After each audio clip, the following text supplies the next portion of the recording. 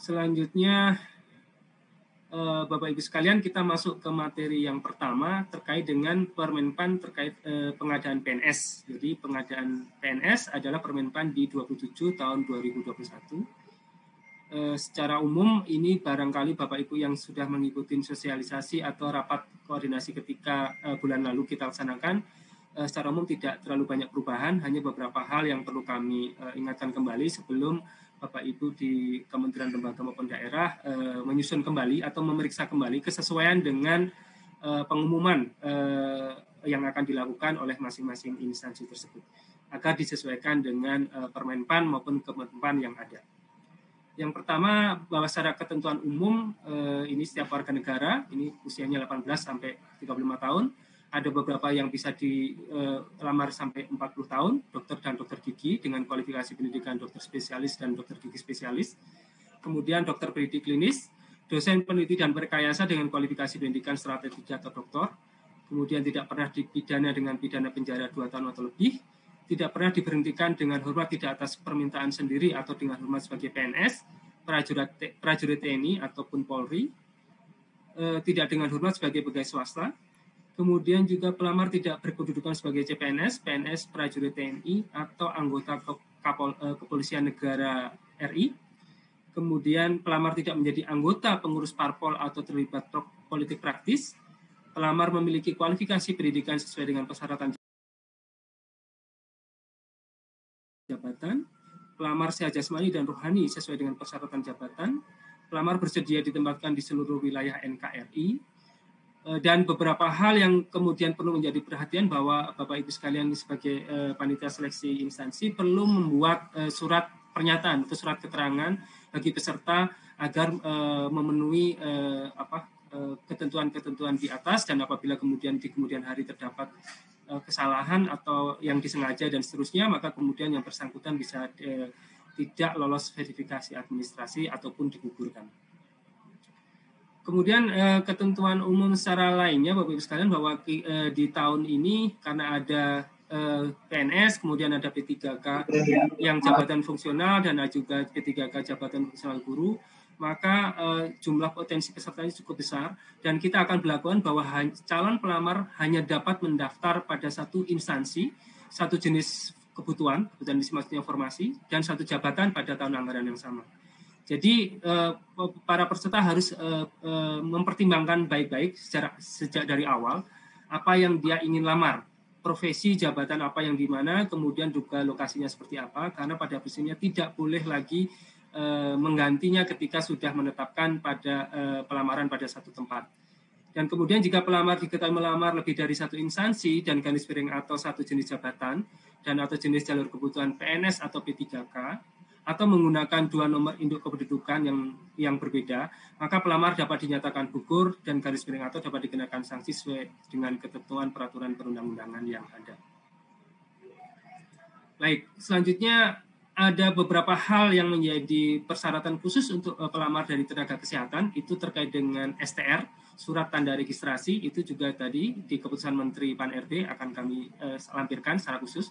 Kemudian juga STR harus masih berlaku pada saat pelamaran yang dibuktikan dengan tanggal masa berlaku yang tertulis pada surat tanda registrasi. Kemudian juga harus diunggah pada SSC-ASN di BKN. Kemudian juga pemerintah wajib melakukan instansi penyelenggara, panitia instansi wajib melakukan validasi terhadap kesesuaian STR tersebut. Dan ini tadi daftar jenis jabatan akan kami sampaikan nanti di bagian terakhir. Kemudian terkait dengan ketentuan akreditasi juga masih sama Bapak Ibu sekalian dengan tahun lalu, bahwa akreditasi program studi dilaksanakan sesuai dengan ketentuan pada peraturan Mendikti, dan itu nanti akan kami sampaikan juga salinan terakhir dari peraturan Mendikti tersebut. Dan informasi terkait dengan akreditasi program studi tadi itu dapat diakses di pangkalan data pendidikan tinggi yang dikelola oleh Kemendikti atau juga pangkalan data dari BANPT, Badan Akreditasi Nasional Perguruan Tinggi. Selanjutnya terkait dengan kebutuhan dan persyaratan khusus itu seperti kami sampaikan juga pada tahun-tahun sebelumnya bahwa instansi pusat wajib mengalokasikan paling sedikit 10% untuk kebutuhan khusus yang di kumlot atau lulusan terbaik. Jadi total alokasi kebutuhan PNS. Jadi hanya total alokasi kebutuhan PNS, bukan PNS plus P3K, tapi hanya PNS-nya saja. Kemudian kalau instansi daerah itu tidak wajib, tapi dapat mengalokasikan kebutuhan khusus kumlot sesuai dengan kebutuhan organisasi berdasarkan penetapan kebutuhan PNS. Jadi silakan kalau instansi daerah mengalokasikan, dipersilakan, tidak juga tidak menjadi masalah. Kemudian pemilihan formasi jabatan dan unit kerja itu dilakukan di SSC ASN. Jadi langsung nanti ketika Bapak Ibu admin di SSC ASN itu melakukan entry dan lain sebagainya, itu silakan di-assign, ditetapkan mana yang akan ditetapkan sebagai formasi untuk kumlot tersebut. Dan selanjutnya dicantumkan dalam pengumuman penerimaan pada masing-masing instansi. Kemudian juga jabatan dan kualifikasi pendidikan untuk formasi khusus tersebut disyaratkan agar pada formasi tersebut ditetapkan juga untuk formasi umum. Jadi kalau bisa yang double, bukan hanya yang satu formasi, kemudian yang satu misalnya untuk kumlot, yang selebih lainnya bisa dilakukan untuk umum atau untuk disabilitas dan seterusnya. Baik, kemudian terkait dengan persyaratan untuk kumlot masih sama, dikhususkan untuk formasi jabatan dengan jenjang pendidikan minimal sarjana. Jadi sarjana, tidak termasuk diploma 4. Ini masih banyak kesalahan di tahun lalu yang juga mengalokasikan untuk D4. Kemudian juga tadi merupakan lulusan kumlot. Kemudian kumlotnya juga persyaratannya adalah PT-nya adalah akreditasi A dan program studinya juga terakreditasi A. Jadi dua-duanya, bukan salah satunya tapi dua-duanya. Perguruan tingginya A dan akreditasi prodinya juga A. Kemudian calon pelamar dari lulusan perguruan tinggi luar negeri dapat mendaftar pada formasi khusus kategori kumlot setelah memperoleh penyataan ijazah dan surat keterangan yang menyatakan predikat kelulusannya setara dengan kumlot tersebut. Kemudian selanjutnya terkait dengan formasi khusus diaspora, Bapak sekalian. Ini mungkin tidak terlalu banyak yang akan membahaskan diaspora. Jabatan-jabatannya juga sudah ditentukan, adalah peneliti, dosen, analis kebijakan, dengan persyaratan tingkat pendidikan paling rendah magister, kemudian perekayasa dengan persyaratan tingkat pendidikan paling rendah sarjana.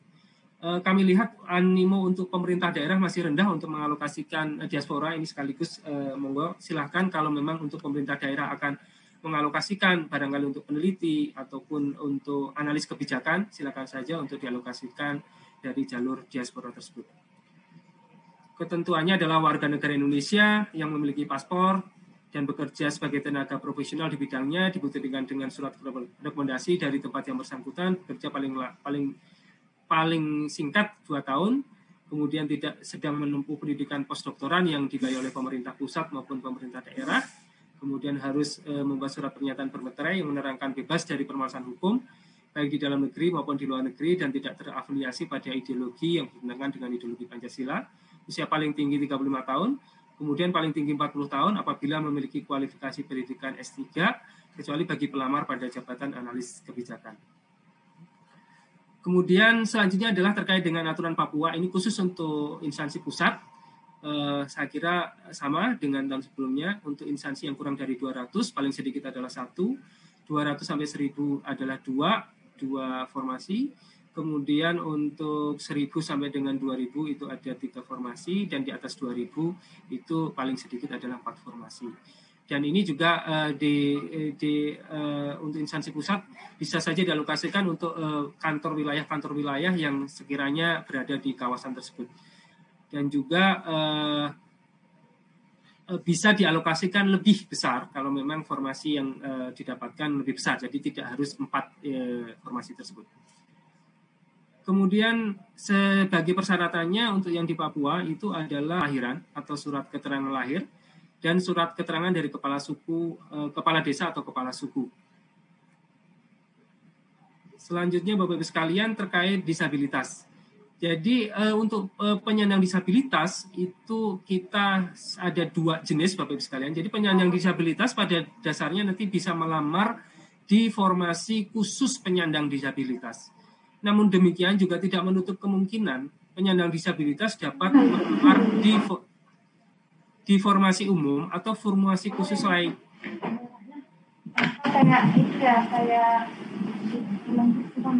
Mohon maaf Ibu dari Sekjen DPR untuk di-mute terlebih dahulu. Oke. Jadi yang pertama, disabilitas bisa melamar di formasi khusus penyandang disabilitas. Tapi juga diberi kesempatan untuk melamar di formasi umum atau formasi khusus lainnya selain penyandang disabilitas. Diberikan kesempatan seluas-luasnya apabila memang memiliki kualifikasi, kompetensi, dan sesuai dengan persyaratan jabatan. Kemudian bagaimana kemudian pengaturannya, Bapak-Ibu sekalian, ini tadi bahwa nanti mereka yang melamar di penyandang disabilitas, di formasi khusus penyandang disabilitas, maka akan berlaku passing grade sesuai dengan formasi khusus penyandang disabilitas tersebut. Sedangkan bagi mereka yang melamar di umum atau di kebutuhan lain atau formasi lain selain formasi penyandang disabilitas, maka akan berlaku nilai ambang batas sesuai dengan formasi yang dia lamar. Jadi kalau penyandang disabilitas dia melamar di umum, maka yang berlaku adalah passing grade untuk formasi umum tersebut. Begitu juga kalau misal dia melamar di kumlot, akan berlaku ketentuan-ketentuan yang di kumlot tersebut. Baik, selanjutnya Bapak-Ibu sekalian, untuk penyandang disabilitas untuk ada persyaratan yang kemudian pertambahan, yakni terkait wajib melampirkan surat keterangan dari dokter, rumah sakit pemerintah, atau puskesmas yang menerangkan jenis dan derajat kedisabilitasannya. Kemudian juga tahun ini kita juga mewajibkan adanya penyampaian video singkat yang menunjukkan kegiatan sehari-hari pelamar dalam menjalankan aktivitas sesuai jabatan yang akan dilamar. Jadi taruhlah Bapak-Ibu sekalian, ini untuk mengganti, bisa saja untuk mengganti tatap muka, verifikasi tatap muka, tapi peserta dapat mengirimkan video, misalnya adalah seorang apoteker gitu ya, seorang apoteker dalam posisi apoteker, dia kemudian seolah-olah kegiatan sehari-harinya adalah dia mengambil obat, berjalan di lorong, kemudian meracik obat, kemudian menyampaikan ke bagian front office-nya dan sebagainya, itu mohon bisa dideskripsikan. Memang di sini kami tidak mewajibkan berapa menit, berapa ini, silakan saja diatur di masing-masing instansi. Yang jelas harus menunjukkan kegiatan sehari-hari tersebut secara komprehensif, artinya juga seluruh anggota tubuh diperlihatkan, maksud saya dari kepala sampai kaki juga diperlihatkan. Kemudian juga pada waktu melakukan aktivitas tersebut tergambar pada video tersebut. Kemudian nanti panitia seleksi instansi wajib memastikan kesesuaian antara formasi dengan jenis derajat kedisabilitasannya melalui pemeriksaan dokumen dan persyaratan khusus lainnya.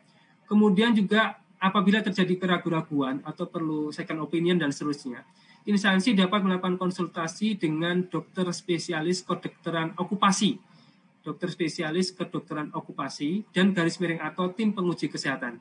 Ini biasanya sudah ada di masing-masing provinsi atau di masing-masing kabupaten kota terkait dengan tim penguji kesehatan. Kemudian satu lagi bahwa instansi pusat dan instansi daerah dalam pengadaan PNS kebutuhan khusus penyandang disabilitas tidak diperbolehkan mencantumkan syarat yang terkait dengan keterbatasan fisik atau di luar kompetensi jabatan. Ini yang kami harapkan untuk kita beri kesempatan seluas-luasnya bagi para penyandang disabilitas. Dan memang Bapak Ibu sekalian, kami memberikan guideline kira-kira jenis jabatan apa saja yang bisa diisi penyandang disabilitas. Itu sebelah kiri adalah yang dapat diisi, sedangkan yang sebelah kanan ada yang tidak dapat diisi. Yang pertama adalah jabatan yang pekerjaannya bersifat administratif, itu dapat diisi. Kemudian jabatan yang pekerjaannya dilakukan secara rutin. Kemudian jabatan yang pekerjaannya tidak memerlukan persyaratan khusus, dan garis miring atau jabatan yang lingkungan kerjanya tidak memiliki risiko tinggi. Itu kira-kira 4 hal guideline yang bisa diisi oleh penyandang disabilitas.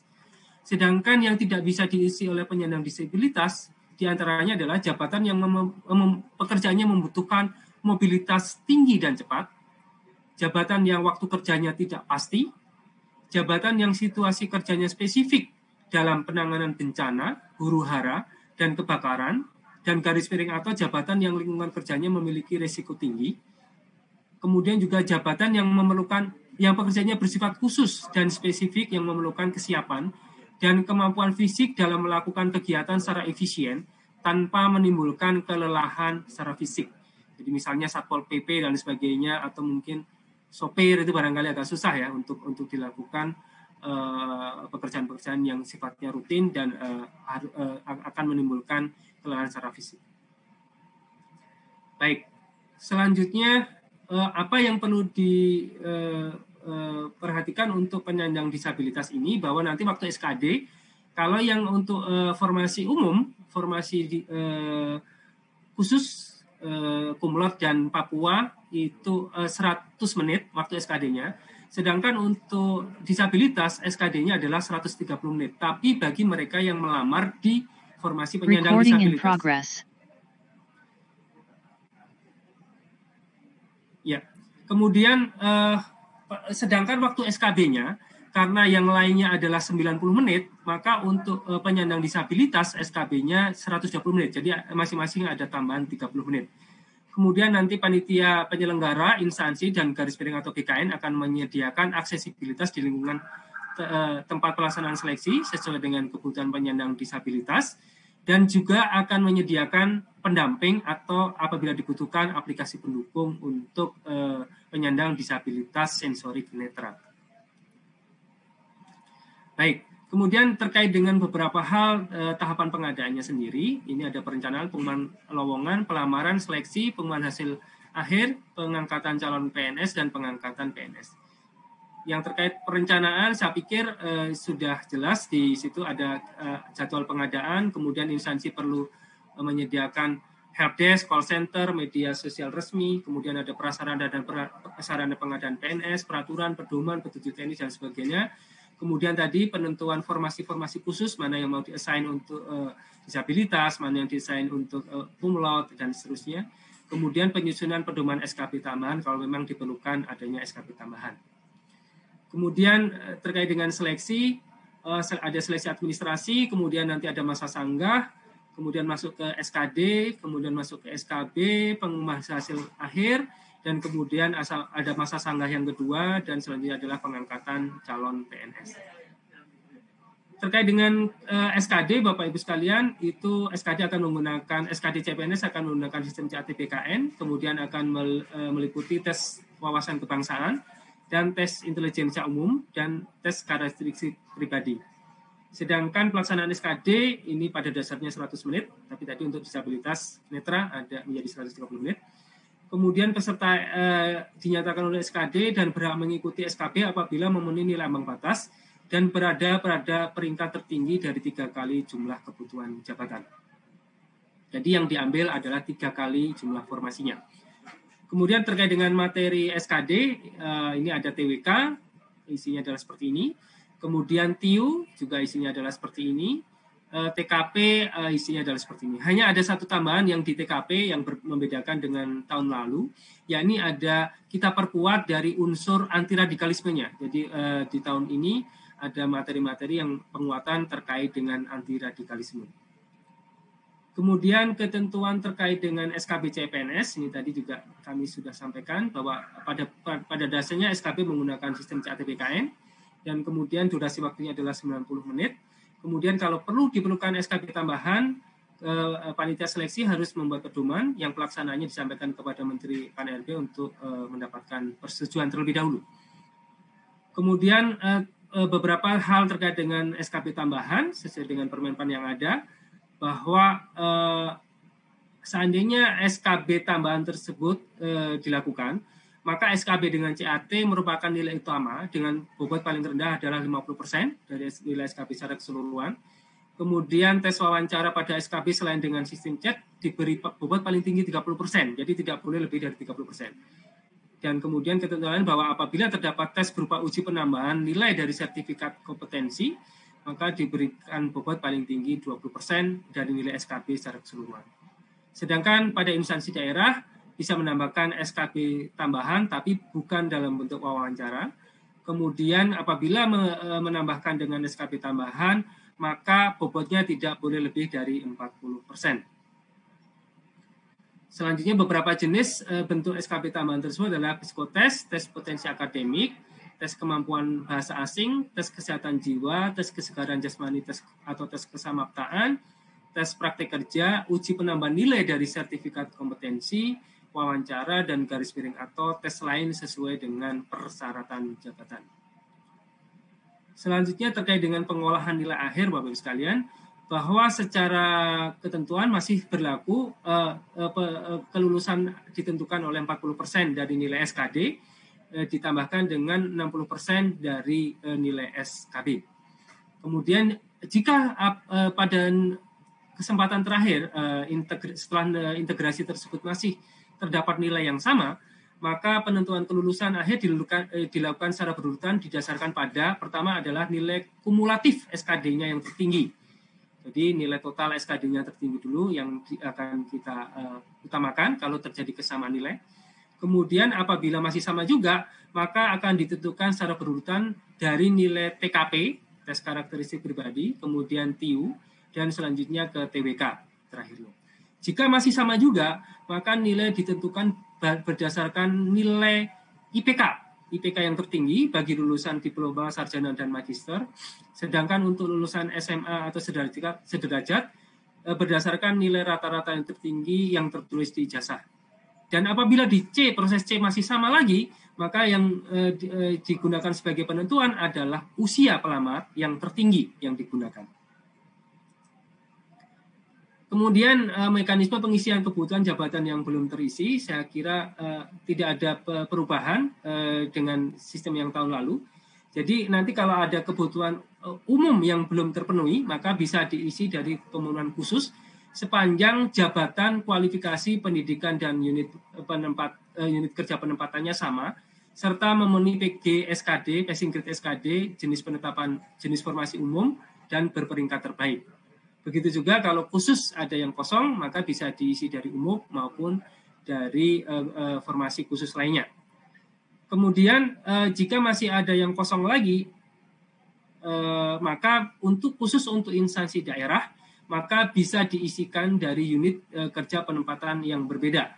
Jadi kalau misalnya dokter di puskesmas A itu kosong, ternyata di puskesmas B masih terdapat kekosongan, di A dan B terisi, tapi masih ada yang kalah, kemudian di C terjadi kekosongan, maka dalam satu kabupaten kota, di puskesmas yang kosong tersebut masih bisa diambilkan dokter dari puskesmas A dan B. Kemudian bagi instansi pusat itu juga bisa melakukan pengelompokan, jadi pengelompokan untuk unit penempatan lokasi kebutuhan yang sama, maka nanti pengisian kebutuhan jabatan yang belum terpenuhi hanya diberlakukan pada kebutuhan jabatan yang telah dikelompokkan tersebut. Jadi ini khusus untuk pusat, bisa dilakukan pengelompokan, baik nanti di level eselon yang lebih tingginya, eselon 2 atau eselon 1, atau bisa berdasarkan zona geografis tertentu, zona wilayah tertentu. Baik, saya kira ini mekanisme pengisian kekosongan yang tidak terisi. Jadi pertama dilakukan umum, kumlot, disabilitas. Di sini misalnya sebagai contoh disabilitas yang ada yang kosong, maka kemudian nanti dari peserta umum yang sudah kalah, kumlot yang sudah kalah tapi memenuhi nilai ambang batas SKD formasi umum itu nanti dapat mengisi dan seterusnya. Ini tadi gambarannya seperti ini. Kemudian ini sebaliknya ya, kalau formasi umum yang kosong juga masih bisa diisi sebaliknya. Dan ini khusus untuk daerah, apabila tadi di puskesmas masih terjadi kekosongan, maka bisa diisi dari misalnya perawat dari tempat lainnya. Dan itu seluruhnya dilakukan by system, Bapak Ibu sekalian. Dilakukan by system di BKN, jadi tidak berdasarkan pengusulan secara manual. Jadi Bapak Ibu nanti di instansi daerah tidak perlu mengusulkan mana yang mau diisi, mana siapa yang diisi, tapi seluruhnya akan dilakukan by system. Kemudian terkait dengan masa sanggah, ada beberapa hal yang kami perlu menjadi perhatian, bahwa masa sanggah dilakukan 2 kali selama proses seleksi pengadaan PNS. Yang pertama pada saat selesai pengumuman seleksi administrasi. Yang kedua pada hasil akhir seleksi, jadi setelah integrasi SKD dan SKD. Pelamar dapat mengajukan sanggahan paling lama 3 hari sejak hasil seleksi diumumkan melalui SSC ASN. Kemudian panitia seleksi instansi dapat menerima atau menolak alasan sanggahan yang diajukan oleh pelamar. Kemudian panitia seleksi instansi dapat menerima alasan sanggahan dalam hal kesalahan bukan berasal dari pelamar. Kemudian panitia seleksi instansi mengumumkan jawaban sanggahan paling lama 7 hari sejak berakhirnya waktu pengajuan sanggah. Sehingga prosesnya 3 plus 7, 10 hari. Ini harus diselesaikan dalam 10 hari tersebut terkait dengan masa sanggah ini. Selanjutnya ada ketentuan lain bahwa pelamar yang mengundurkan diri setelah dinyatakan lulus tahap akhir seleksi dan telah mendapat persetujuan NIP dari Kepala BKN kepada yang bersangkutan diberikan sanksi tidak boleh melamar pada penerimaan ASN untuk 1 tahun, 1 periode berikutnya. Jadi ini karena banyak sekali yang kemudian beberapa, tidak banyak maksud saya, ada yang beberapa kemudian mengundurkan, maka kita berikan sanksi tidak boleh melamar pada 1 periode berikutnya. Demikian juga yang sudah melamar di tahun lalu kemudian lulus tapi kemudian mengundurkan diri, pada tahun ini juga yang bersangkutan tidak dapat melamar di penerimaan ASN tahun ini. Kemudian selanjutnya ini adalah terkait dengan persyaratan STR. Persyaratan STR ini juga mohon diperhatikan karena berbeda-beda untuk masing-masing tahunnya Bapak Ibu sekalian. Dan ini khusus untuk tahun 2021 sudah ada keputusan Menteri Pan-RB 980 tahun 2021. Ini jabatan-jabatan yang mewajibkan mensyaratkan adanya STR. Dokter pendidik klinis, dokter gigi dan seterusnya ke bawah, dan bukan merupakan STR internship ya bagi profesi dokter. Juga untuk dokter pendidik klinis, STR juga dokter spesialis sesuai dengan jenis spesialisasinya seperti apa. Kemudian bidan ahli, bidan terampil, sedangkan administrator kesehatan, entomolog kesehatan ahli, entomolog kesehatan terampil, epidemiolog kesehatan ahli, epidemiolog kesehatan terampil tidak mewajibkan adanya STR. Selanjutnya, nutrisional untuk penyuluh kesehatan masyarakat ahli, penyuluh kesehatan masyarakat terampil juga tidak mewajibkan adanya STR. Selanjutnya sanitarian ahli, pembimbing kesehatan kerja juga tidak mewajibkan adanya STR. Baik, itu terkait dengan peraturan Permenpan 27 tahun 2021 yang PNS. Sekarang kita menuju ke yang kedua Bapak Ibu sekalian, terkait dengan Permenpan RB nomor 29 tahun 2021 tentang pengadaan P3K untuk jabatan fungsional. Jadi ini untuk seluruh jabatan fungsional, kecuali untuk jabatan fungsional guru di instansi daerah. Itu nanti ada di bagian akhir di Permenpan 28 tahun 2021. Baik, kita mulai saja untuk ketentuan umum di P3K, Bapak Ibu sekalian. Setiap warga negara Indonesia dapat melamar menjadi P3K dengan ketentuan usia paling rendah 20 tahun dan paling tinggi 1 tahun sebelum batas usia pensiun pada jabatan tersebut. Jadi kalau untuk guru usia pensiunnya adalah 60 tahun, maka seseorang yang berumur 59 tahun kurang 1 hari atau kurang 2 hari pun pada saat pelamaran itu masih bisa melamar. Kemudian tidak pernah dipidana penjara 2 tahun atau lebih, tidak pernah diberhentikan dengan hormat tidak atas permintaan sendiri atau tidak dengan hormat sebagai ASN, prajurit TNI, anggota kepolisian negara RI atau pegawai swasta, tidak menjadi anggota parpol atau terlibat politik praktis, tidak memiliki kualifikasi pendidikan sesuai dengan persyaratan jabatan, memiliki kompetensi sesuai dengan sertifikasi keahlian atau keterampilan tertentu yang masih berlaku, seperti halnya STR tadi di kesehatan.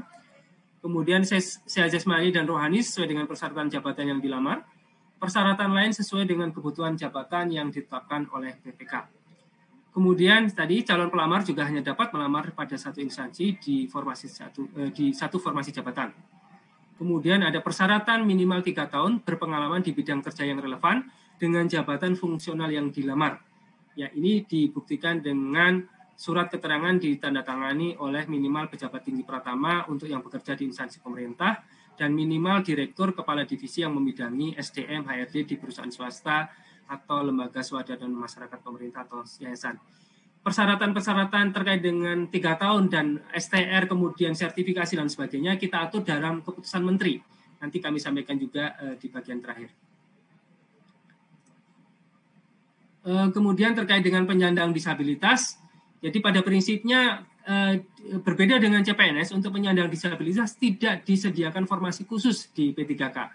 Namun demikian mereka dapat melamar pada seluruh formasi yang ada, Dan kemudian ketika yang bersangkutan terverifikasi sebagai disabilitas, maka nanti akan ada penambahan nilai sebesar 10% pada seleksi kompetensi teknisnya.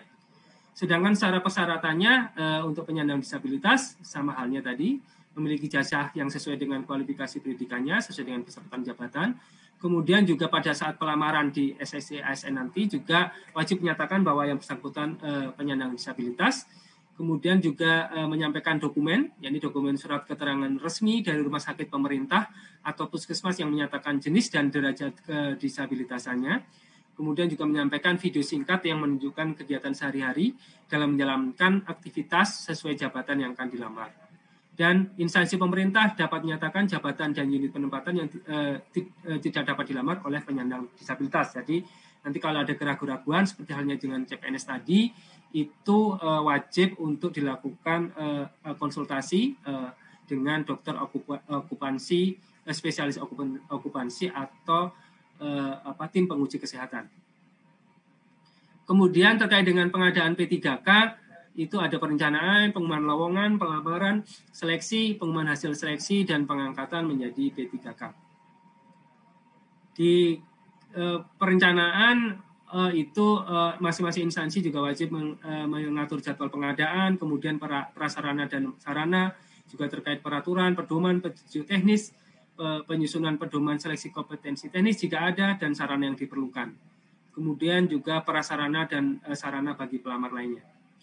Baik, kemudian pada perencanaan juga diharapkan juga tetap menyediakan helpdesk, call center, media sosial, kemudian pengelompokan jabatan bagi instansi pusat jika diperlukan, kemudian juga penyusunan pedoman seleksi kompetensi teknis tambahan jika diperlukan.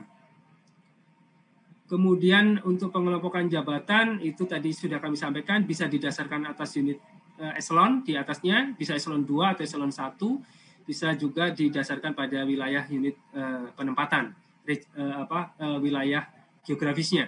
Sebagai contoh ini kalau seandainya jabatan sama, kemudian kualifikasi pendidikannya sama, kemudian unit kerja penempatannya misalnya tadinya di eselon 2 seperti ini, tapi kemudian bisa dikumpulkan menjadi eselon 1. Kemudian nanti di SSCN diganti namanya untuk unit kerja penempatannya tersebut menjadi nama yang sudah digabungkan tadi atau dikelompokkan tadi.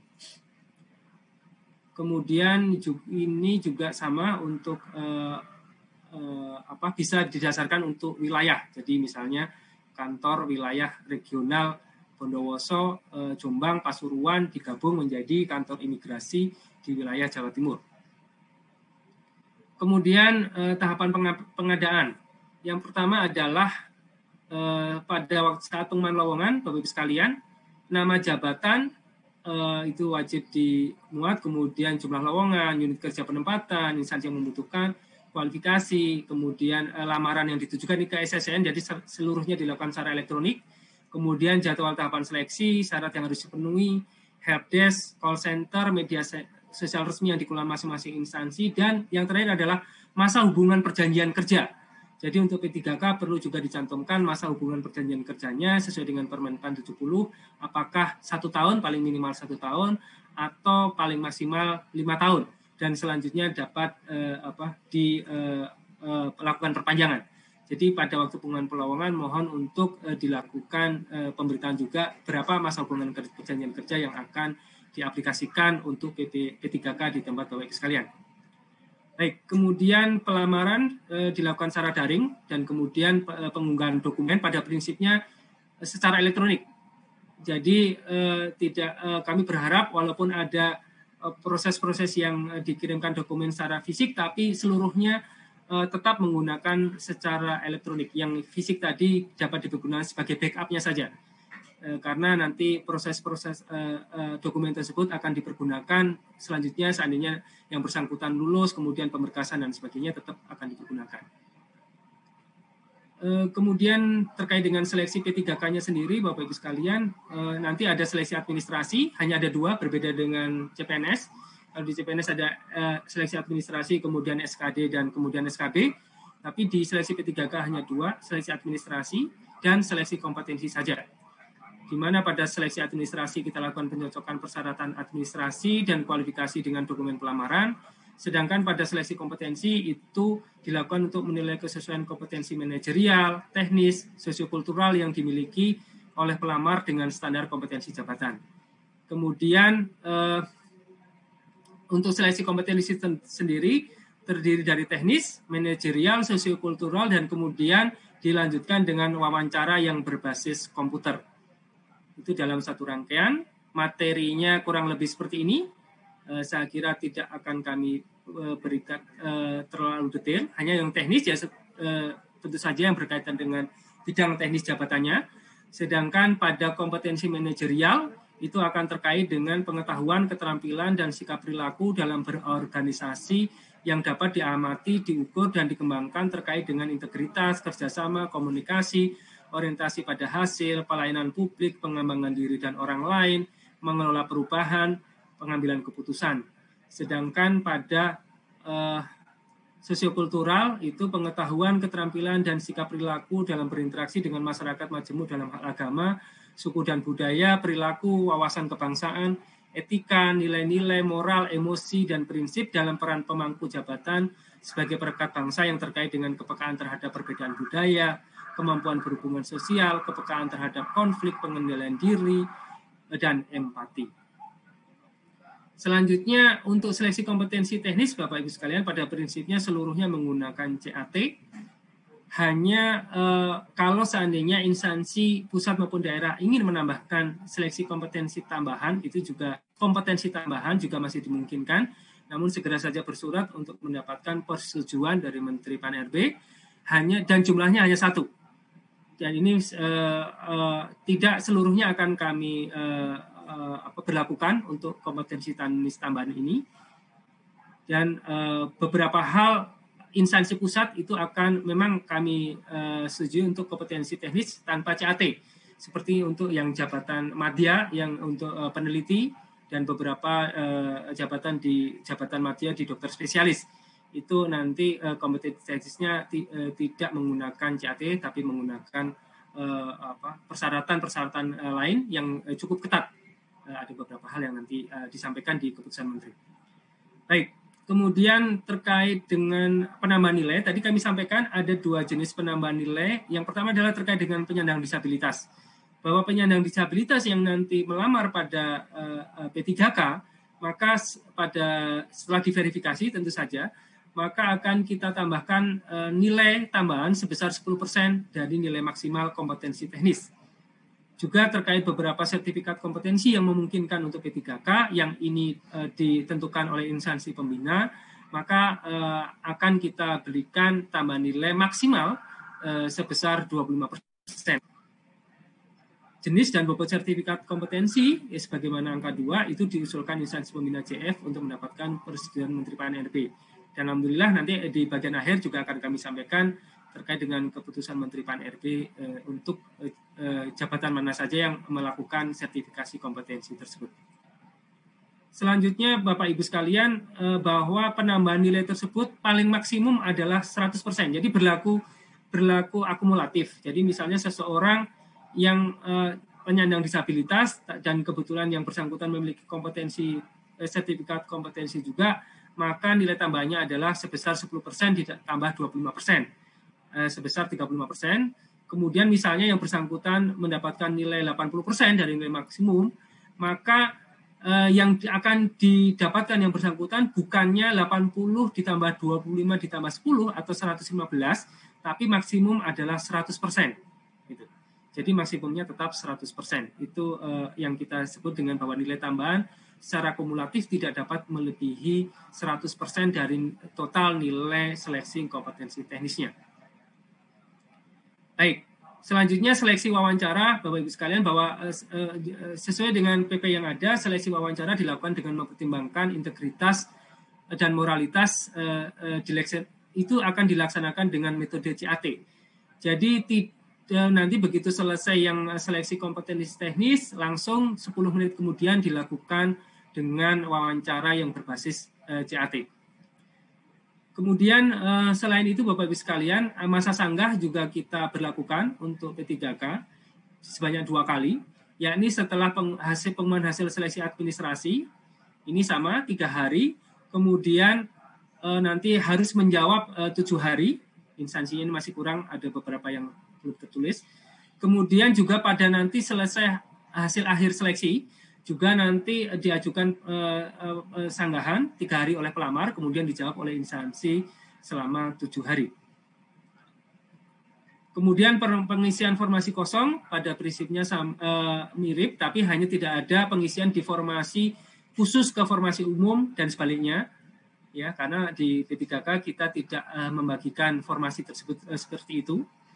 Kemudian instansi pusat juga dapat diberlakukan pengisian hanya terbatas pada yang telah dikelompokkan tadi, yang unit, yang jabatan dan unit penempatannya, jabatan dan kualifikasi pendidikannya sama. Kemudian pada waktu pengumuman hasil akhir itu juga sama. Kita berlakukan punishment apabila yang bersangkutan ternyata kemudian mengundurkan diri, sama halnya dengan CPNS.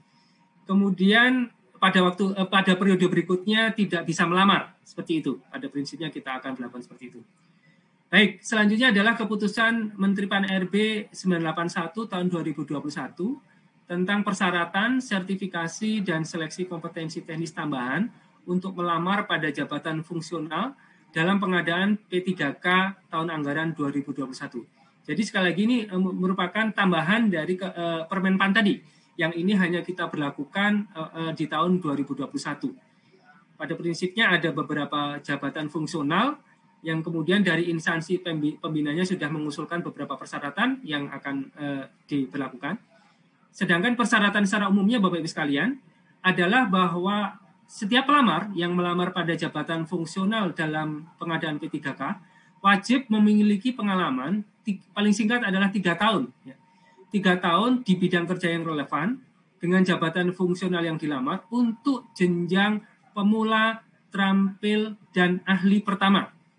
Sekali lagi untuk jenjang pemula, terampil, dan ahli pertama itu paling singkat 3 tahun.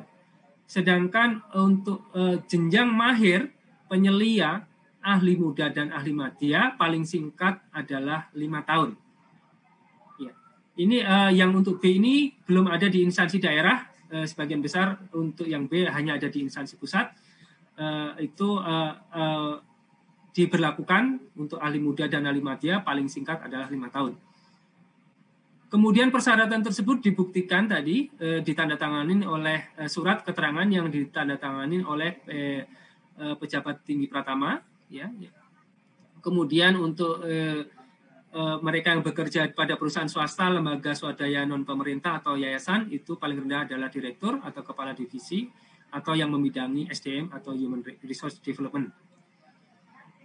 Selanjutnya kami sampaikan beberapa contoh ya Bapak Ibu sekalian yang P3K yang membutuhkan persyaratan wajib tambahan atau yang bisa diberlakukan ya tambahan nilai sebesar maksimal 25% untuk beberapa jenis jabatan fungsional. Misalnya penerjemah. Penerjemah kalau yang bersangkutan melamar dari semua jurusan bahasa asing maupun bahasa daerah dan kemudian menyampaikan sertifikasi profesi penerjemah dari Himpunan Penerjemah Indonesia atau hasil uji kemahiran berbahasa Indonesia UKBI 2 tahun terakhir dengan predikat sangat unggul atau istimewa, maka akan kita berikan tambahan nilai dari sertifikat ini sebesar 25%. Atau misalnya memiliki TOEFL ITP 2 tahun terakhir dengan skor 570, kemudian TOEFL IBT, dan seterusnya. Juga termasuk bahasa Jepang, dan seterusnya. Ini contoh untuk yang lainnya, ada contoh untuk dosen, kemudian contoh untuk asesor manajemen mutu industri. Jadi ada persyaratan wajib tambahan bahwa yang bersangkutan untuk ahli pertama wajib memiliki sertifikat ISO 9001 Lead Auditor Training atau IRCA Certified. Ini sesuai dengan yang dipersyaratkan oleh instansi pembina. Kemudian juga terkait dengan Widya Iswara. Widya Iswara juga ahli pertama wajib memiliki KKNI metodologi pelatihan jenjang 3 dan perancangan program media pelatihan. Itu untuk Widya Iswara ahli pertama. Sedangkan misalnya ada contoh untuk yang penambahan nilai. Misalnya pembina jasa konstruksi ahli pertama itu apabila yang bersangkutan memiliki sertifikasi keahlian konstruksi ahli muda bidang manajemen pelaksanaan yang dikeluarkan oleh asosiasi profesi yang terakreditasi Lembaga Pengembangan Jasa Konstruksi LPJK, antara lain ahli manajemen konstruksi, ahli manajemen proyek, ahli K3 konstruksi, ahli sistem manajemen mutu, itu akan ditambahkan tambahan untuk sertifikasi kompetensi teknis maksimal sebesar 25%. Begitu juga contoh lain untuk pustakawan. Apabila memiliki sertifikat kompetensi kerja pustakawan yang masih berlaku, yang diterbitkan oleh LSP pustakawan, maka akan ditambahkan nilainya 15%. Baik, ini untuk pengadaan barang dan jasa ada persyaratan wajib tambahan, yakni memiliki sertifikat keahlian pengadaan barang jasa tingkat dasar yang diterbitkan oleh Lembaga Kebijakan Pengadaan Barang Jasa Pemerintah LKPP. Untuk rescuer ini cukup banyak persyaratan wajib tambahnya, saya pikir tidak akan saya bacakan satu persatu di sini. Kemudian Pranata Humas, itu ada sertifikat yang diakui juga dengan tambahan 10%. Kemudian ada masuk ke jabatan tenaga kesehatan. Ya, jabatan tenaga kesehatan tadi seperti hanya CPNS yang mewajibkan STR, juga wajib ada STR. Kemudian ada yang tidak mewajibkan STR, tapi yang bersangkutan memiliki, maka kemudian dapat mendapatkan nilai tambahan sebesar 25%. Sebagai contoh adalah administrator kesehatan, ahli pertama itu tidak mensyaratkan adanya STR, tapi kalau yang bersangkutan memiliki, maka dapat mendapatkan nilai tambahan sebesar 20%. Kemudian untuk dokter ahli madya, dokter spesialis obgyn misalnya, ini ada beberapa persyaratan wajib tambahan yang harus dipenuhi. Standarisasi dan kompetensi USJ obgyn, tingkat dasar pelatihan perennial dan seterusnya. Itu juga portofolionya, karya ilmiah, kemudian pelayanan obstetri, penulisan buku, penghargaan prestasi dan sebagainya juga wajib dipenuhi. Baik, kemudian selanjutnya persyaratan wajib masih di dokter ya, ini STR rata-rata. Kemudian ini masih di STR tenaga kesehatan. STR tenaga kesehatan masih cukup banyak karena ada 32 jabatan. Kemudian ini sudah masuk ke pembimbing kesehatan kerja sama penyuluh kesehatan masyarakat. Ini masih tenaga kesehatan, masih STR. Sanitarian STR sebagai nilai tambah ya. Kemudian psikolog klinik itu masih STR. Kemudian untuk peneliti ini saya pikir khusus untuk peneliti di ahli madya ada persyaratan khusus yang nanti akan diterapkan oleh BRIN.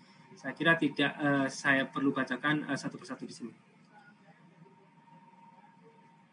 Kemudian arsiparis juga kalau memiliki sertifikat bimbingan teknis pemberkasan arsip aktif akan mendapatkan tambahan poin sebesar 10% dari kompetensi teknis.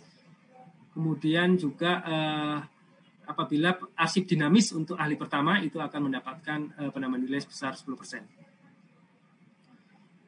Saya kira demikian untuk materi terkait dengan P3K, jadi Permenpan 29, dan kemudian beberapa persyaratan tambahan, persyaratan wajib tambahan maupun sertifikasi dan persyaratan tadi pengalaman kerja yang ada di keputusan Menteri yang telah kami sampaikan.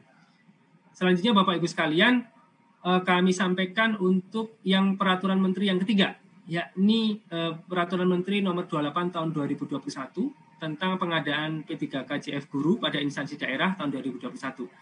Namun demikian, ini mungkin bagi Bapak Ibu yang di kementerian lembaga di pusat tidak relevan ya, karena ini hanya khusus untuk instansi daerah. Jadi monggo silahkan kalau tidak mengikuti paparan kami juga dipersilakan karena ini memang khusus untuk guru-guru di instansi daerah. Sebelum kami lanjut, kami mohon izin minum dulu, Pak.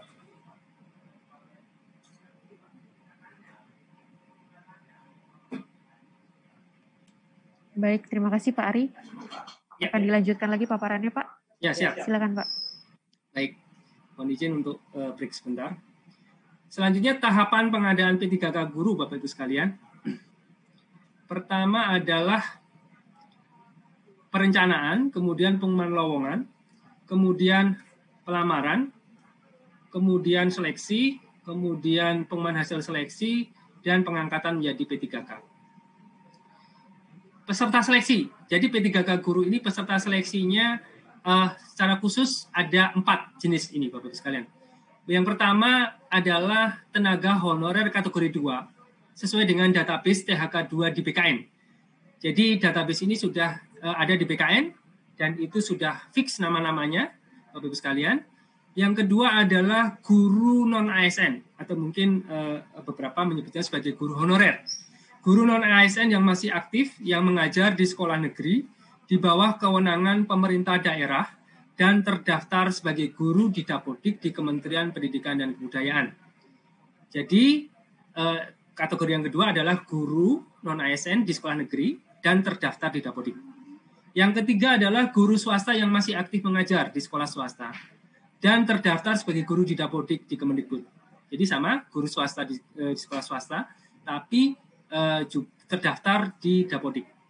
Yang keempat adalah lulusan pendidikan profesi guru yang belum menjadi guru dan terdaftar di database lulusan pendidikan profesi guru Kemendikbud. Jadi yang keempat ini bagi masyarakat umum lainnya yang sudah lulus PPG namun belum menjadi guru itu diberi kesempatan pula untuk mendaftar. Bapak Ibu sekalian, terkait dengan ketentuan pengadaan P3K guru ini, ada beberapa hal yang menjadi khusus ya. Jadi yang pertama, seleksi akan terdiri dari seleksi administrasi dan seleksi kompetensi. Ya. Sedangkan seleksi kompetensi tersebut akan dilaksanakan sebanyak 3 kali. Ya, sebanyak 3 kali. Kemudian seleksi kompetensi akan menggunakan CAT UNBK Kemendikbudristek, jadi tidak menggunakan CAT BKN. Ini nanti koordinasi dan lain sebagainya akan dilakukan oleh Kemendikbudristek. Kemudian nanti sertifikat pendidik dan kualifikasi pendidikan itu akan merujuk di SE Dirjen Guru Tenaga Pendidikan Kemendikbud nomor 1460 dan seterusnya tanggal 15 Maret 2021. Yang ini juga sudah kami sampaikan pada kesempatan sebelumnya. Baik. Baik, ini pengaturan bagaimana keempat peserta tadi ya bisa mengikuti baik di seleksi kompetensi pertama, seleksi kompetensi kedua maupun seleksi kompetensi 3. Jadi yang pertama Bapak Ibu sekalian, yang boleh mengikuti seleksi kompetensi pertama hanya guru THK 2 dan guru non-ASN di sekolah negeri. Kemudian di seleksi kedua yang boleh mengikuti mereka yang tidak lulus di seleksi kompetensi pertama, namun kemudian juga sudah ditambah dengan guru swasta dan lulusan PPG, tadi peserta nomor 3 dan nomor 4. Yang ketiga, pada saat seleksi ketiga, siapa yang boleh ikut? Itu adalah guru yang tidak lulus di seleksi kompetensi kedua. Namun demikian Bapak Ibu sekalian, ini penjelasannya masih sedikit kurang. Pada seleksi kompetensi pertama dan seleksi kompetensi kedua itu masih berlangsung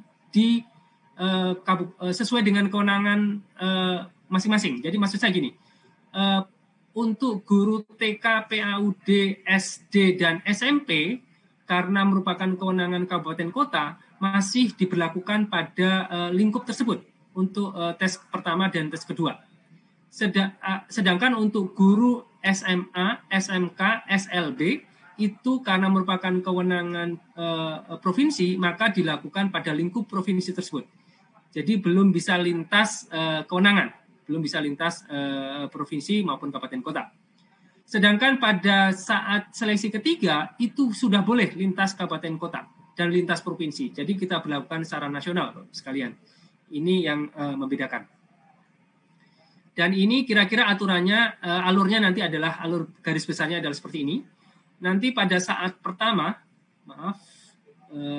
itu seluruh peserta, jadi peserta pertama, kedua, ketiga, keempat, itu akan membuat akun di SSCN. Kemudian pada seleksi kompetensi pertama, itu hanya peserta pertama dan kedua saja yang bisa memilih formasi. Ya, peserta pertama dan kedua saja yang bilang formasi.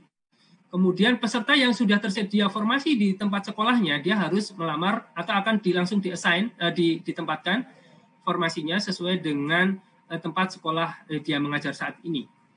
Kemudian bagaimana kalau tidak tersedia atau formasinya tidak tersedia, maka yang bersangkutan melamar di sekolah atau di jabatan lain yang sesuai dengan sertifikat pendidik atau kualifikasi yang bersangkutan, tapi masih dalam satu instansi. Kemudian yang kedua, akan dilakukan seleksi ya. Jadi seleksi kemudian lulus. Ada yang tidak lulus. Di seleksi kedua, seleksi pertama yang lulus itu langsung bisa dilakukan pemberkasan. Sedangkan tentunya ada masa sanggah dan sebagainya Bapak Ibu sekalian. Dan yang tidak lulus maka diberi kesempatan untuk mengikuti seleksi kompetensi yang kedua. Dan pada saat ini peserta pertama dan kedua akan memilih kembali formasi yang belum terisi. Ya. Jadi bisa saja formasi-formasi dari seleksi kompetensi pertama masih ada yang belum terisi, itu silakan dipilih lagi sesuai dengan serdik dan kualifikasi yang bersangkutan. Kemudian peserta 1 dan 2 dan 3 tidak dapat melamar di instansi lain, masih dalam satu kewenangan. Hanya pelamar 4, ya ini lulusan PPG, itu melamar di instansi sesuai dengan domisilinya. Ya, nanti akan dicek sesuai dengan NIK-nya, yang bersangkutan harus sesuai dengan domisilinya. Kemudian akan berlangsung, ya seleksi kompetensi kedua akan berlangsung. Kemudian misalnya lulus, ada yang lulus dan ada yang tidak lulus.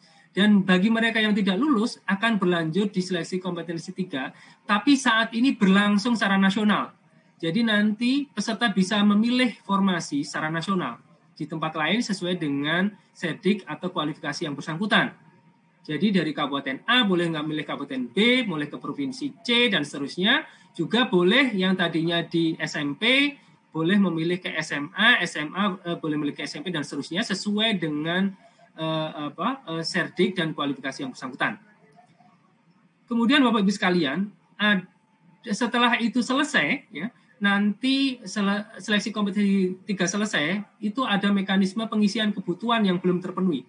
Jadi ada formasi-formasi yang kosong itu akan kita penuhi dengan mekanisme yang secara otomatis. Jadi tidak melakukan seleksi lagi.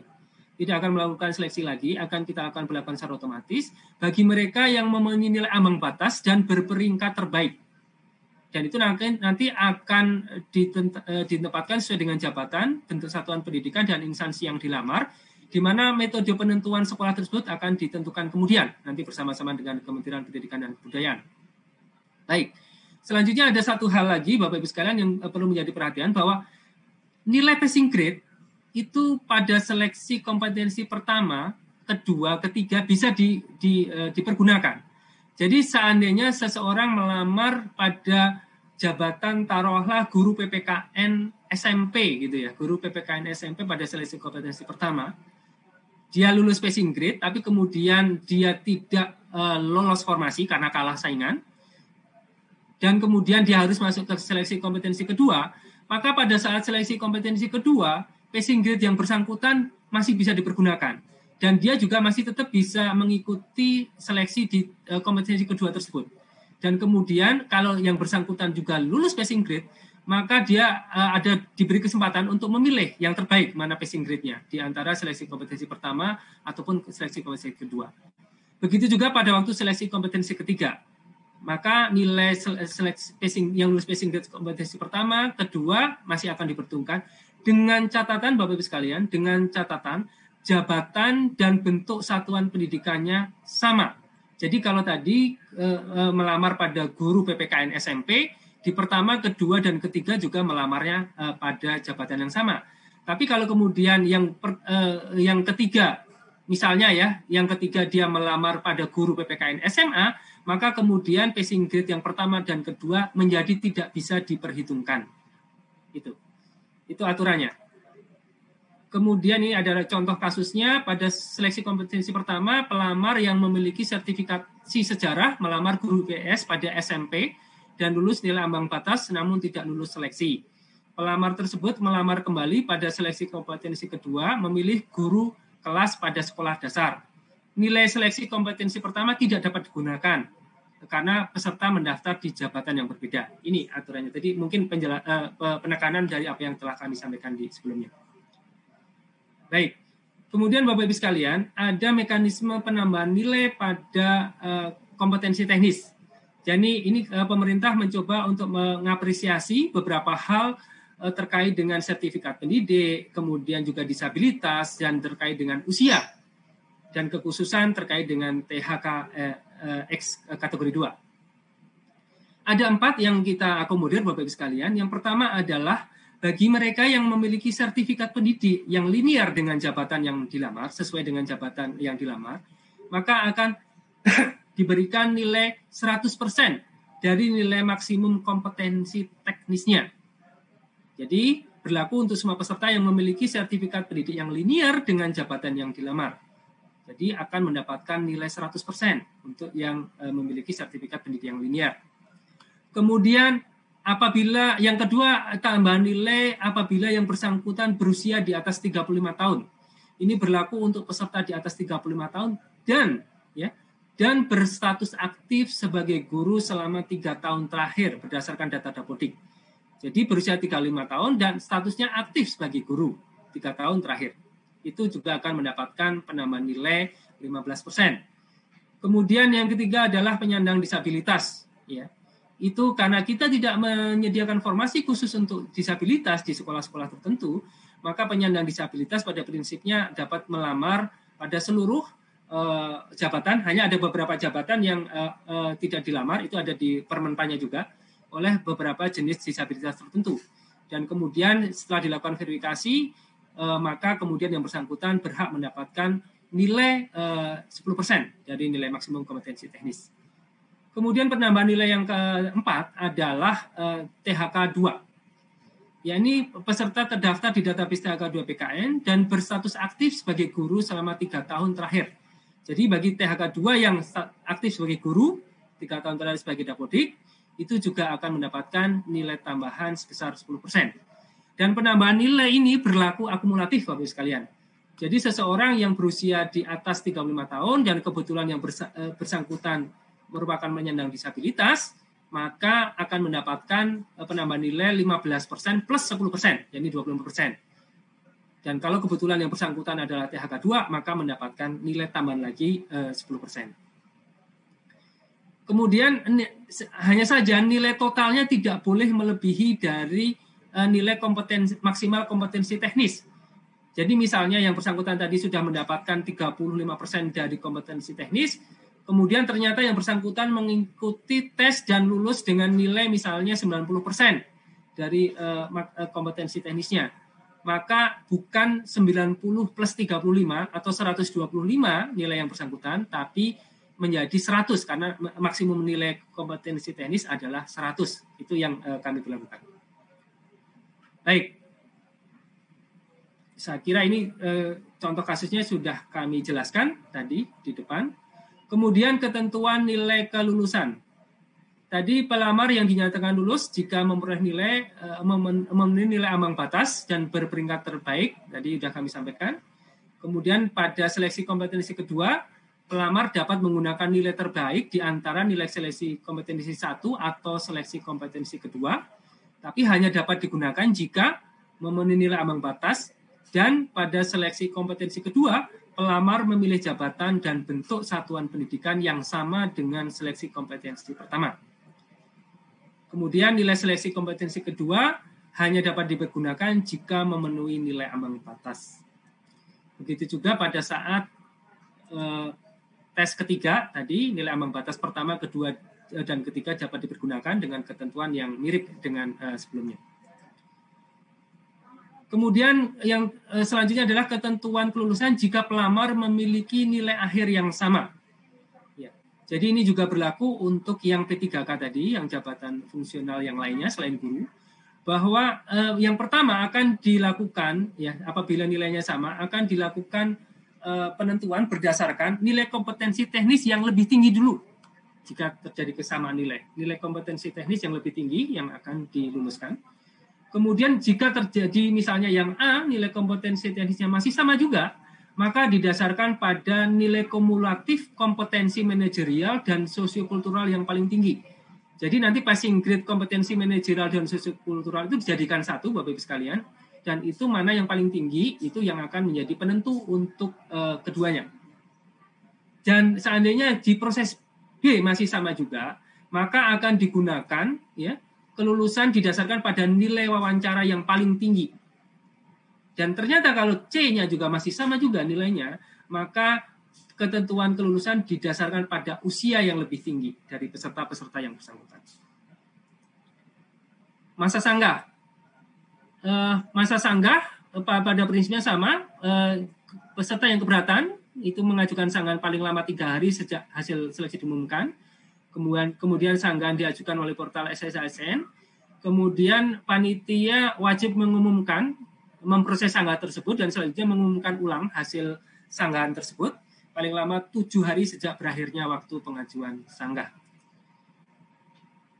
Saya kira demikian Bapak Ibu sekalian yang dapat kami sampaikan. Terima kasih atas perhatiannya dan kita masih bisa ada beberapa waktu lagi untuk kita lakukan sesi tanya jawab ataupun barangkali ada yang ingin sampaikan kepada kami. Terima kasih. Waktu dan tempat kami kembalikan ke Mbak Karimah selaku moderator.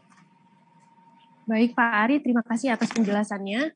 Bapak Ibu perlu kami informasikan bahwa saat ini sudah bergabung juga via kanal YouTube Menpan RB sejumlah 11.000 peserta yang join via YouTube. Ini membuktikan antusiasme masyarakat yang cukup tinggi Bapak Ibu terkait dengan pengadaan CASN tahun 2021 ini.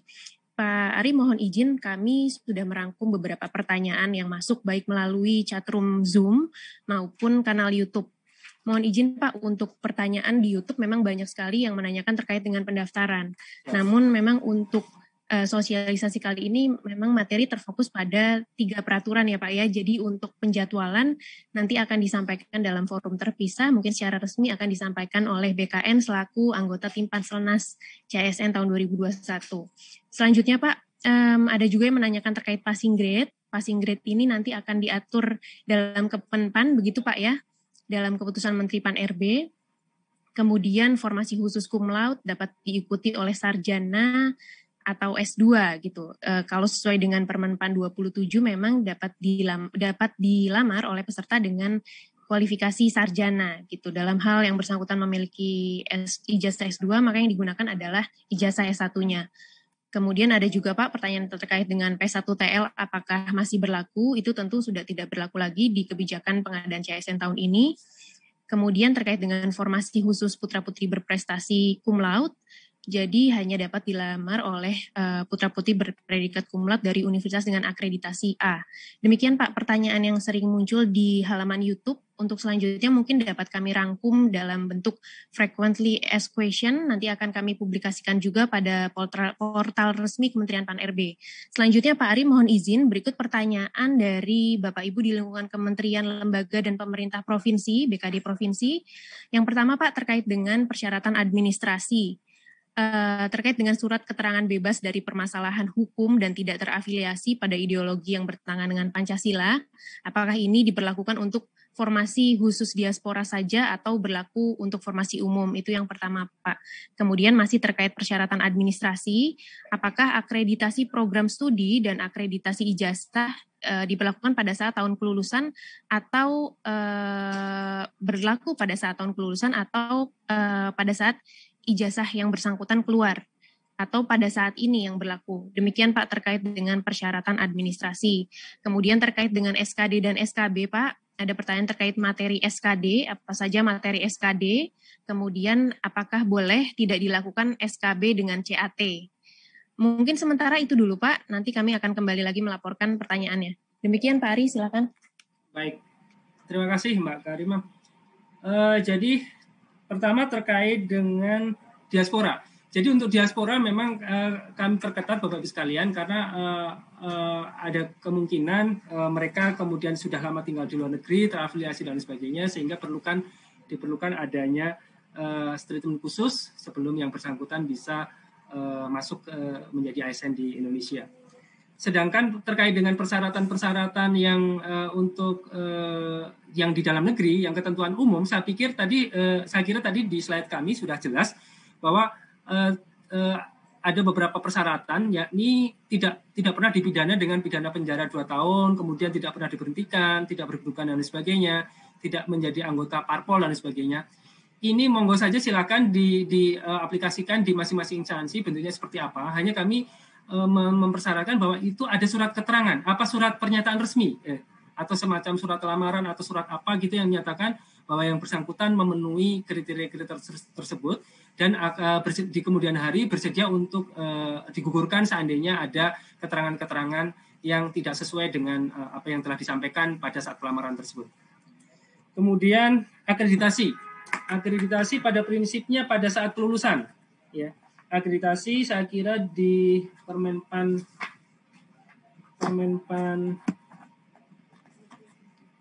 27 itu sudah disampaikan pada saat akreditasi yang dibuktikan dengan tanggal kelulusan ya, yang tertulis pada ijazah. Gitu.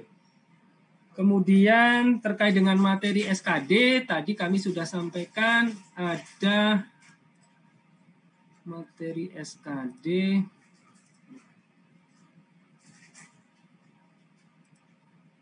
Materi SKD ada TWK, TIU, dan TKP, Bapak-Ibu sekalian. Untuk TWK, TIU tidak ada perubahan dengan tahun lalu. Hanya saja untuk TKP, itu ada tambahan penguatan di sisi anti radikalisme. Jadi anti radikalisme kita perkuat dan beberapa hal yang terkait dengan karakteristik pribadi di indikator-indikator atasnya juga ada yang kita perkuat sesuai dengan perkembangan atau kebutuhan terkini.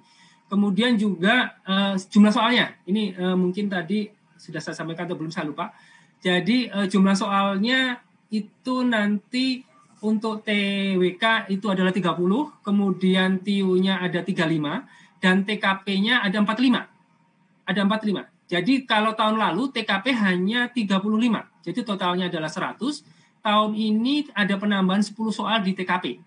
Ada penambahan 10 soal di TKP sehingga jumlah totalnya adalah 30 tambah 35 tambah 45 yaitu 110. Dan waktunya juga kita tambah Bapak-Ibu sekalian. Waktunya kita tambah 10 menit. Jadi kalau tahun lalu adalah 90 menit, tahun ini waktunya adalah 100 menit. Demikian juga waktu untuk penyandang disabilitas tunanetra yang tadinya 120 menit yang tahun lalu, tahun ini kita tambah 10 menit juga menjadi 130 menit.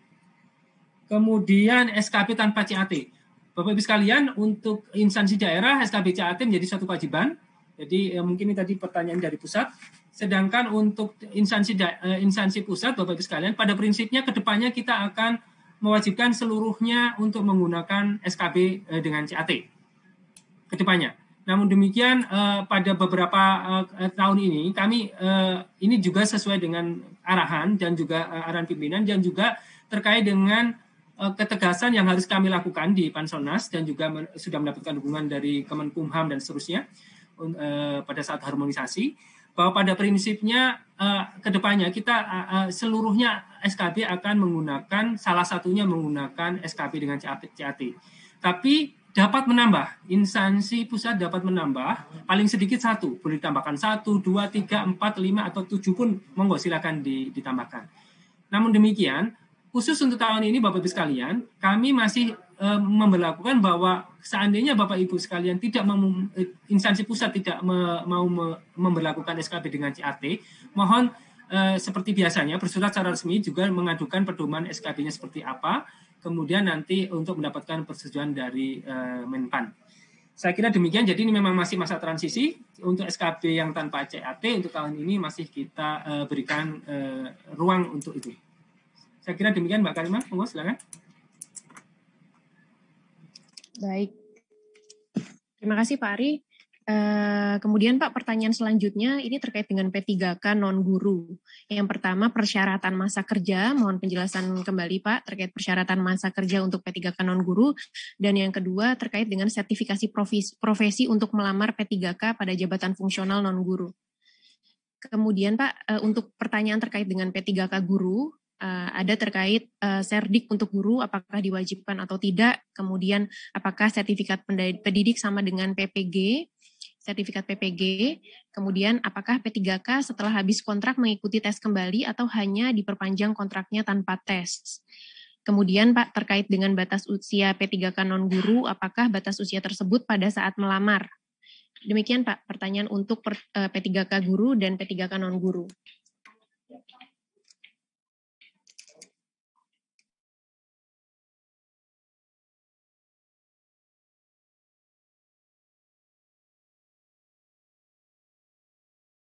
Oke, baik.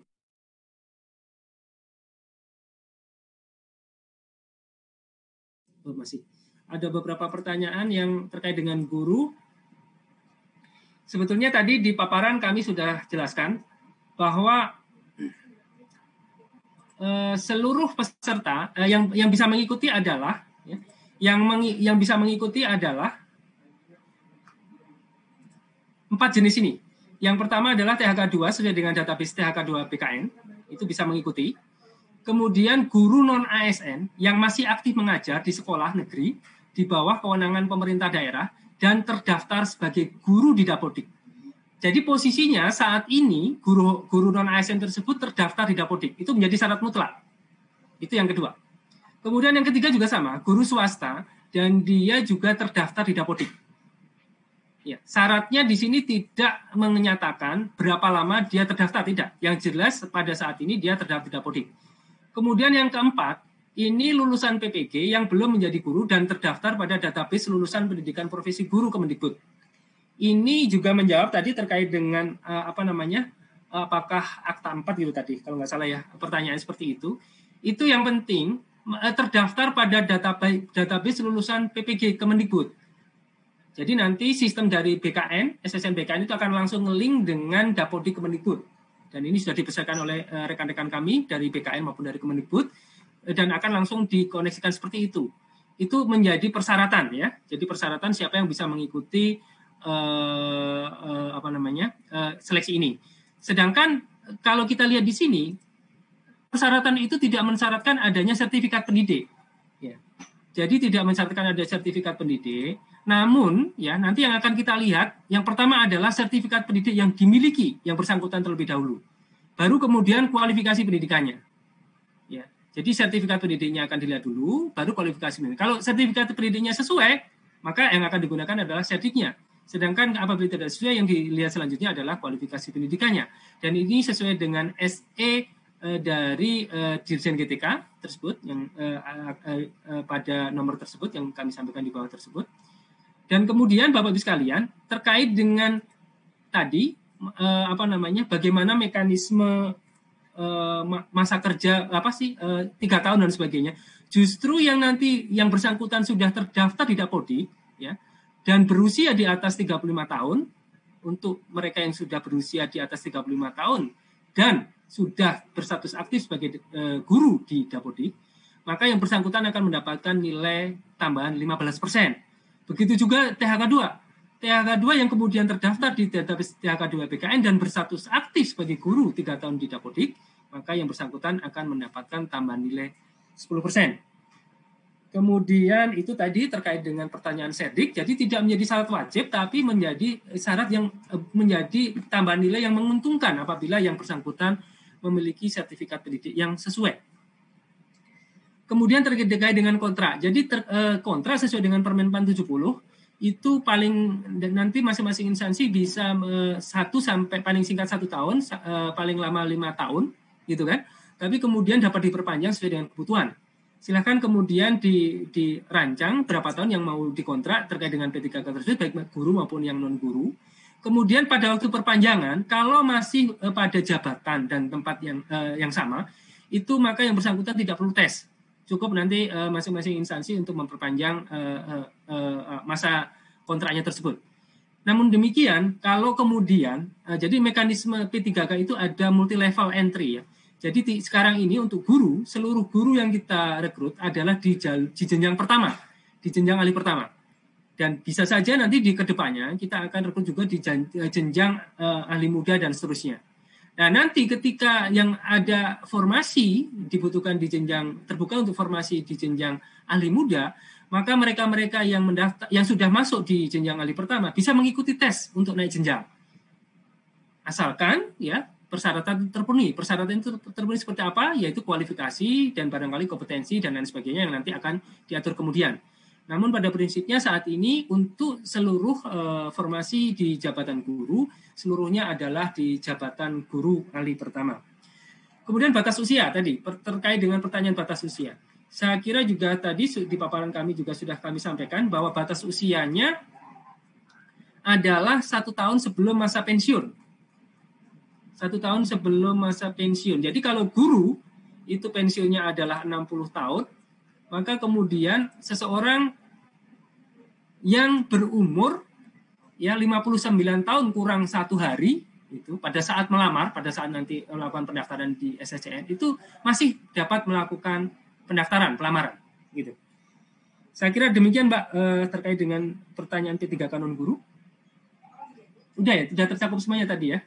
Masih ada lagi? Sudah Pak, sudah tercakup semuanya. Baik Pak Ari, terima kasih. Kita berlanjut ke pertanyaan berikutnya Pak, terkait dengan formasi khusus disabilitas. Ini cukup banyak pertanyaan terkait dengan disabilitas.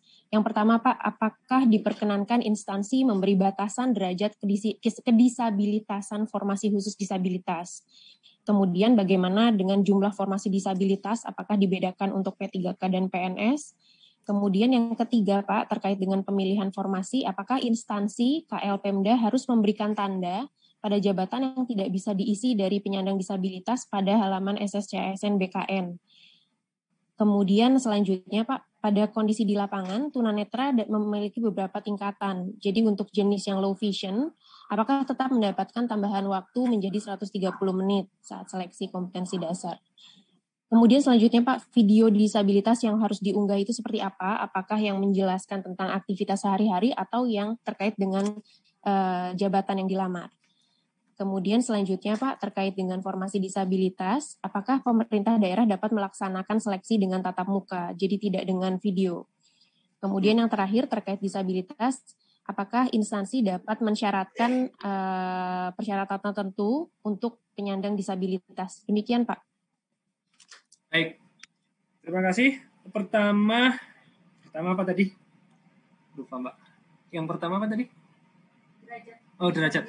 Jadi gini, Bapak Ibu sekalian, pada prinsipnya kita membuka kesempatan seluas-luasnya untuk para penyandang disabilitas untuk dapat melamar sebagai ASN.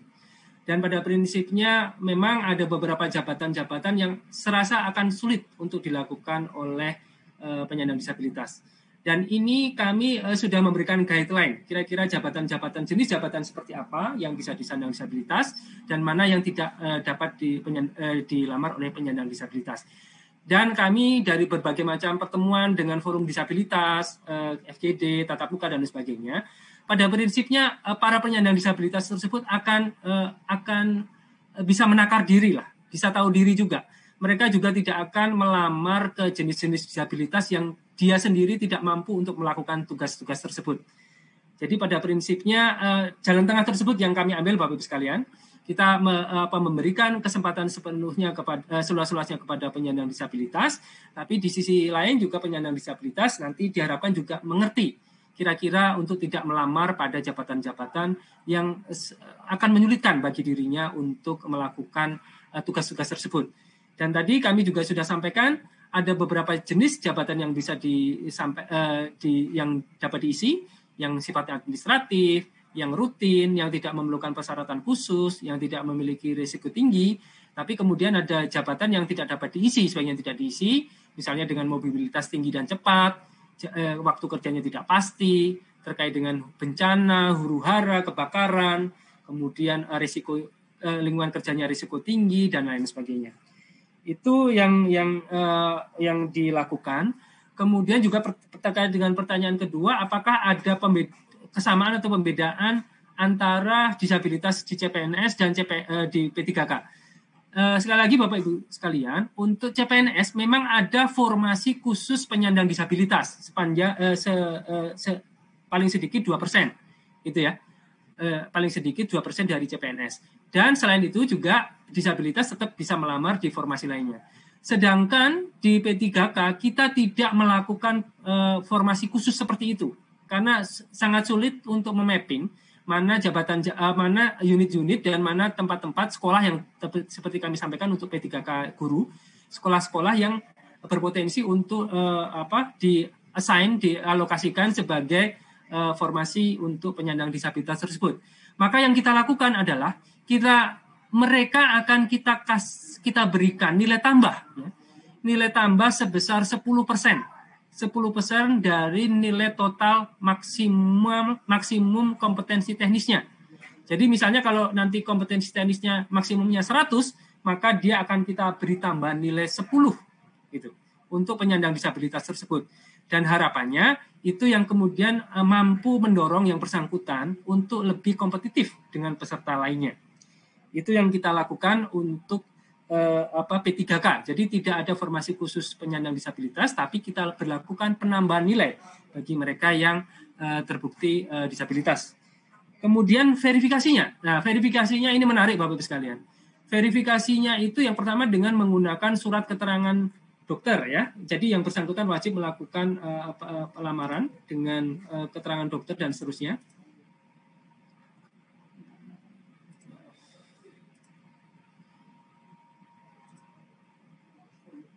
Penyandang disabilitas. Jadi apa namanya? Di slide keberapa ya? Oke, saya nggak menemukan slide-nya. Jadi pada prinsipnya penyandang disabilitas itu perlu mengupload surat keterangan pelamaran yang menyatakan bahwa yang bersangkutan disabilitas dari puskesmas atau rumah sakit pemerintah. Gitu. Yang kedua itu dia harus melakukan verifikasi. Ya. Verifikasinya memang kami karena ini masih masa pandemi ya, COVID dan lain sebagainya, sehingga dikurangi pertemuan secara fisik dan seterusnya, maka kemudian kita lakukan dengan metode teknologi informasi. Dan teknologi informasi tersebut bisa dilakukan dengan melakukan video. Dan saya kira juga video ini bukan merupakan hal yang susah untuk zaman saat ini. Jadi yang bersangkutan bisa saja istilahnya melakukan shooting gitu ya, meminta bantuan saudaranya atau temannya untuk melakukan shooting. Dan seolah-olah yang bersangkutan melakukan tugas yang bersangkutan, jabatan yang bersangkutan. Misalnya kalau dia melamar pada jabatan apoteker gitu, misalnya kemudian dia berjalan di tangga, kemudian naik ke sela-sela rak, kemudian dia mengambil obat di atas rak gitu, terganggu atau tidak, kemudian dia bisa membaca atau kemudian meracik obatnya itu seperti apa gitu, pura-pura aja lah gitu seperti itu, kemudian dia bawa itu kemana, kemudian menyampaikannya ke pasien atau ke front office dan seterusnya. Itu yang harus dilakukan. Kalau seorang guru ya barangkali dia bagaimana dia posisi dia berangkat sekolah seperti apa, kemudian juga masuk ke kelasnya mengajar, kemudian dia terganggu nggak ketika berjalan di lorong-lorong kelas, pura-puranya kemudian memberikan bimbingan kepada anak didiknya dan seterusnya. Itu yang harus dilakukan dan memang kami harapkan bisa menggambarkan secara komprehensif terkait dengan yang bersangkutan. Jadi kalau seandainya terjadi meragukan gitu, misalnya videonya hanya setengah badan dan seterusnya, itu mohon bisa untuk digali kembali, dimintakan kembali terkait dengan video-video supaya lebih clear, supaya lebih satu badan dan seterusnya. Itu yang harus dilakukan. Kemudian kalau seandainya mau dilakukan dengan tatap muka, monggo silakan. Tatap muka juga dipersilakan, tapi dengan tatap muka itu juga dirangkum dalam bukti videonya, Bapak-Ibu sekalian. Juga dirangkum dalam videonya yang mungkin kalau yang tadinya dilakukan oleh disabilitas, berarti video itu bisa dilakukan tambahan juga oleh para peserta di masing-masing instansi untuk melakukan penambahan tadi, yang dengan verifikasi berdasarkan tatap muka tadi. Kemudian, saya pikir sudah ya Mbak ya, hanya 4 itu tadi ya. Syarat? Baik Pak, syarat untuk formasi disabilitas Pak, yang boleh dicantumkan oleh Kementerian Lembaga dan Pemda? Baik, tadi sebetulnya kami sudah sampaikan bahwa tidak ada persyaratan yang harus membatasi untuk disabilitas tersebut. Jadi tadi di slide nomor berapa? Ini, instansi pusat dan instansi daerah dalam pengadaan PNS kebutuhan khusus penyandang disabilitas tidak diperlukan mencantumkan syarat terkait dengan keterbatasan fisik dan di luar kompetensi jabatan.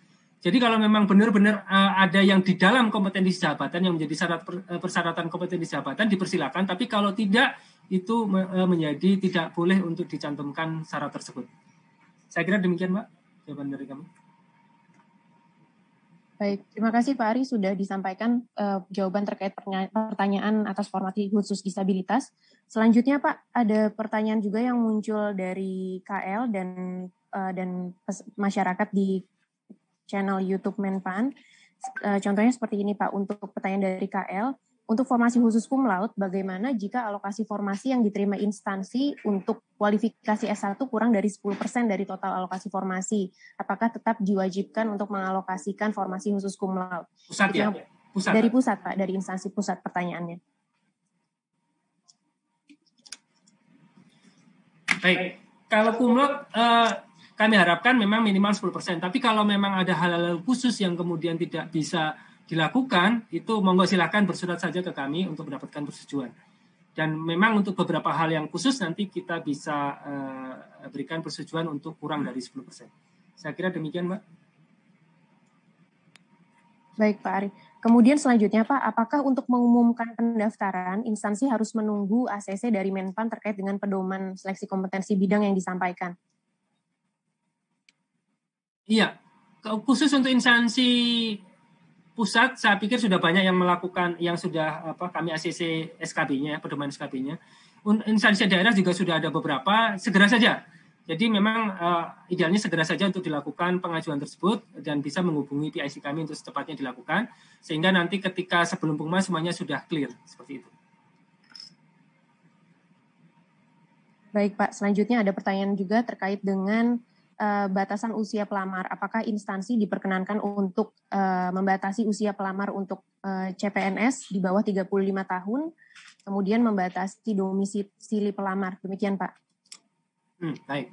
Terkait dengan usia, sebetulnya sesuai dengan undang-undang ada, peraturan yang ada, memang usia paling tinggi adalah 35 tahun, dan beberapa usia untuk tadi seperti saya sampaikan untuk dokter spesialis, dokter gigi spesialis, kemudian dosen, S3 itu bisa sampai 40 tahun.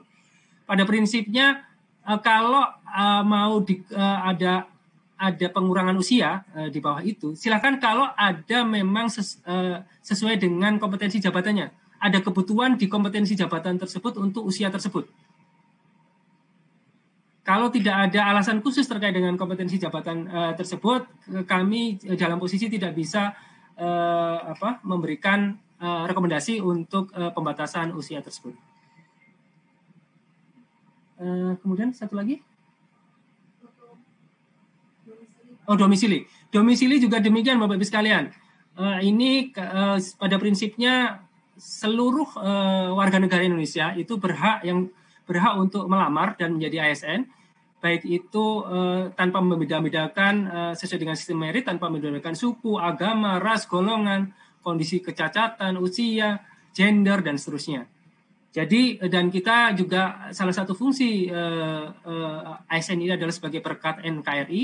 Jadi pada prinsipnya kami sangat tidak mengharapkan adanya pembatasan terkait dengan domisili, bukan domisili ya tadi ya, domisili pelamar ya gitu ya, KTP pelamar gitu ya Mbak ya, asal usul pelamar itu. Ya. Betul Pak. Seperti itu. Baik Pak, terima kasih. Kemudian selanjutnya Pak, apakah instansi diperkenankan untuk mensyaratkan atau menyatakan sanksi apabila pelamar telah lulus dan ditetapkan NIP-nya kemudian mengundurkan diri? Apakah diperkenankan untuk memberlakukan sanksi atau memblacklist peserta yang bersangkutan Pak? Ya. Baik Bapak Ibu sekalian, kalau sanksi secara umum bagi mereka yang kemudian mengundurkan diri sudah ada tadi.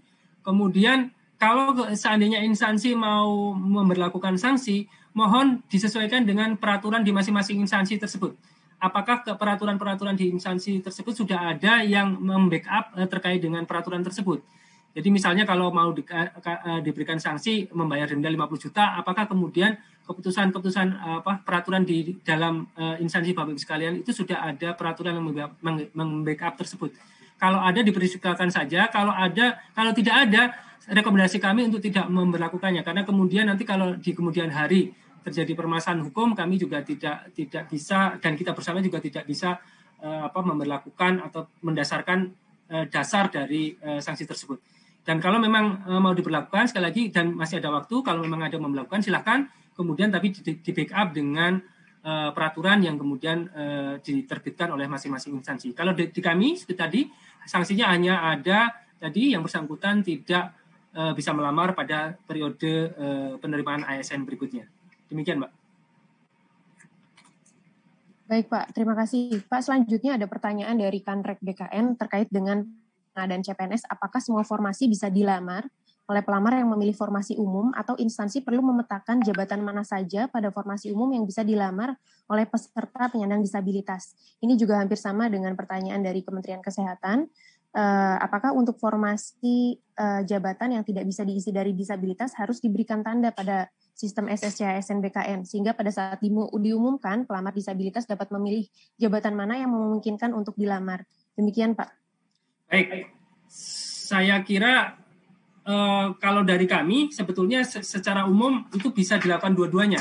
Yang pertama bisa dilakukan bebas tanpa harus menandai, tapi kemudian juga kalau memang dari SSN bisa memfasilitasi untuk penandaan itu, ya kami persilahkan. Saya koordinasi dulu dengan BKN. Dari tempatnya Bu Heni ada? Dari BKN ada yang join? Mohon maaf. Siapa ya? Pak Ridwan sudah gabung, Pak Ridwan? Mohon maaf, dari BKN belum ada yang gabung. Jadi nanti mohon kita koordinasikan saja, kami koordinasikan saja dengan BKN, apakah BKN kemudian bisa memfasilitasi penandaan itu atau tidak.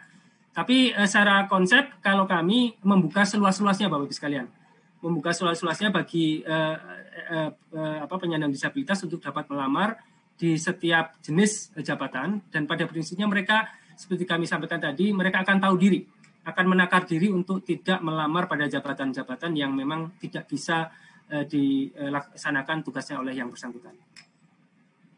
Oke, Mbak.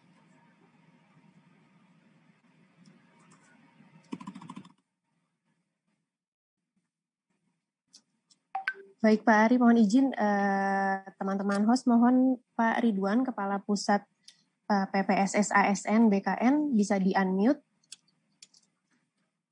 Ya Pak Ari, saya hadir dari awal Pak. Oh, monggo Pak, silakan Pak Ridwan, yang terkait dengan apakah bisa di formasi umum itu ditandain Pak jabatan-jabatan tertentu atau formasi-formasi tertentu yang bisa dilamar oleh penyandang disabilitas atau tidak? Monggo silakan.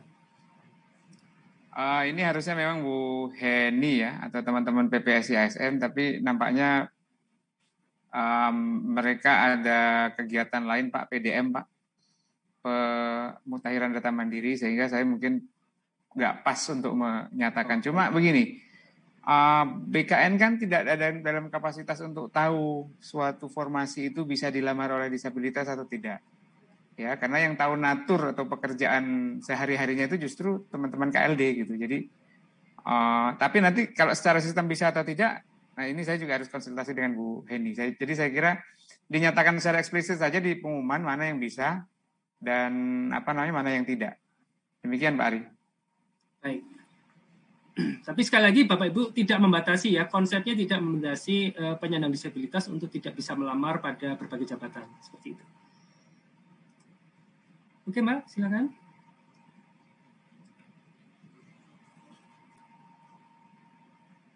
Baik Pak, masih terkait dengan akreditasi Pak, bagaimana dengan akreditasi di masa transisi?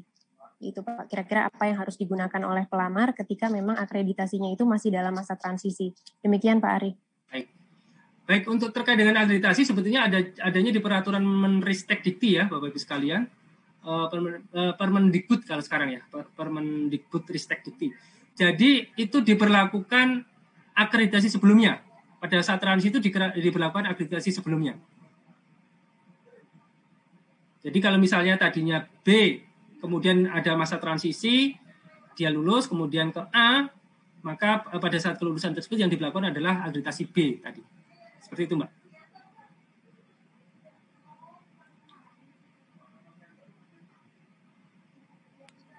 Baik Pak, terima kasih Pak.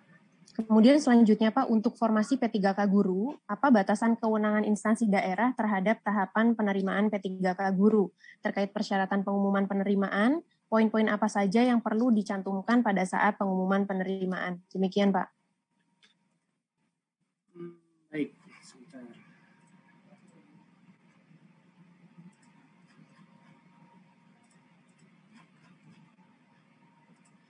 Baik Bapak Ibu sekalian, untuk yang guru, jadi nanti hampir seluruh proses itu dilakukan oleh Kemendikbud. Jadi seleksi, kemudian pengumuman dan sebagainya itu dilakukan, verifikasi dan sebagainya itu dilakukan oleh Kemendikbud. Seleksi juga dilakukan oleh Kemendikbud menggunakan CA UNBK. Yang tugas instansi daerah hanya pada saat pengumuman. Pengumuman lowongan itu pada Permenpan 28 itu juga sudah kami sampaikan bahwa instansi daerah tidak perlu mengumumkan secara detail terkait dengan persyaratan, hanya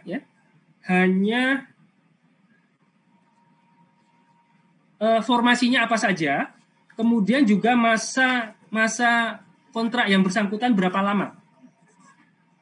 Yoga bisa tahu pasal berapa, Yok?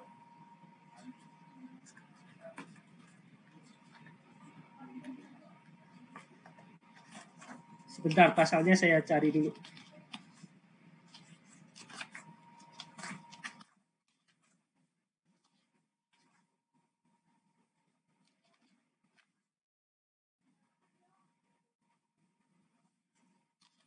Jadi ada di pasal 16, Bapak Ibu sekalian, pasal 16 itu untuk yang akan diumumkan, apa saja yang akan diumumkan oleh Kemendikbud, ya. Ketentuan terkait dengan sertifikat pendidik, kualifikasi pendidik dan sebagainya itu akan dilakukan ini, kemudian jadwal dan sebagainya oleh ini.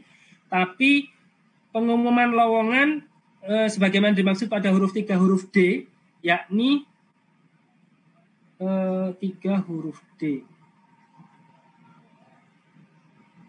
Huruf A nama jabatan, kemudian huruf B jumlah lowongan, huruf C unit kerja penempatan, dalam hal ini unit sekolahnya, huruf E lamaran yang ditujukan, dalam hal ini SSCN, kemudian huruf H masa hubungan perjanjian kerja. Itu saja yang perlu dilakukan oleh daerah.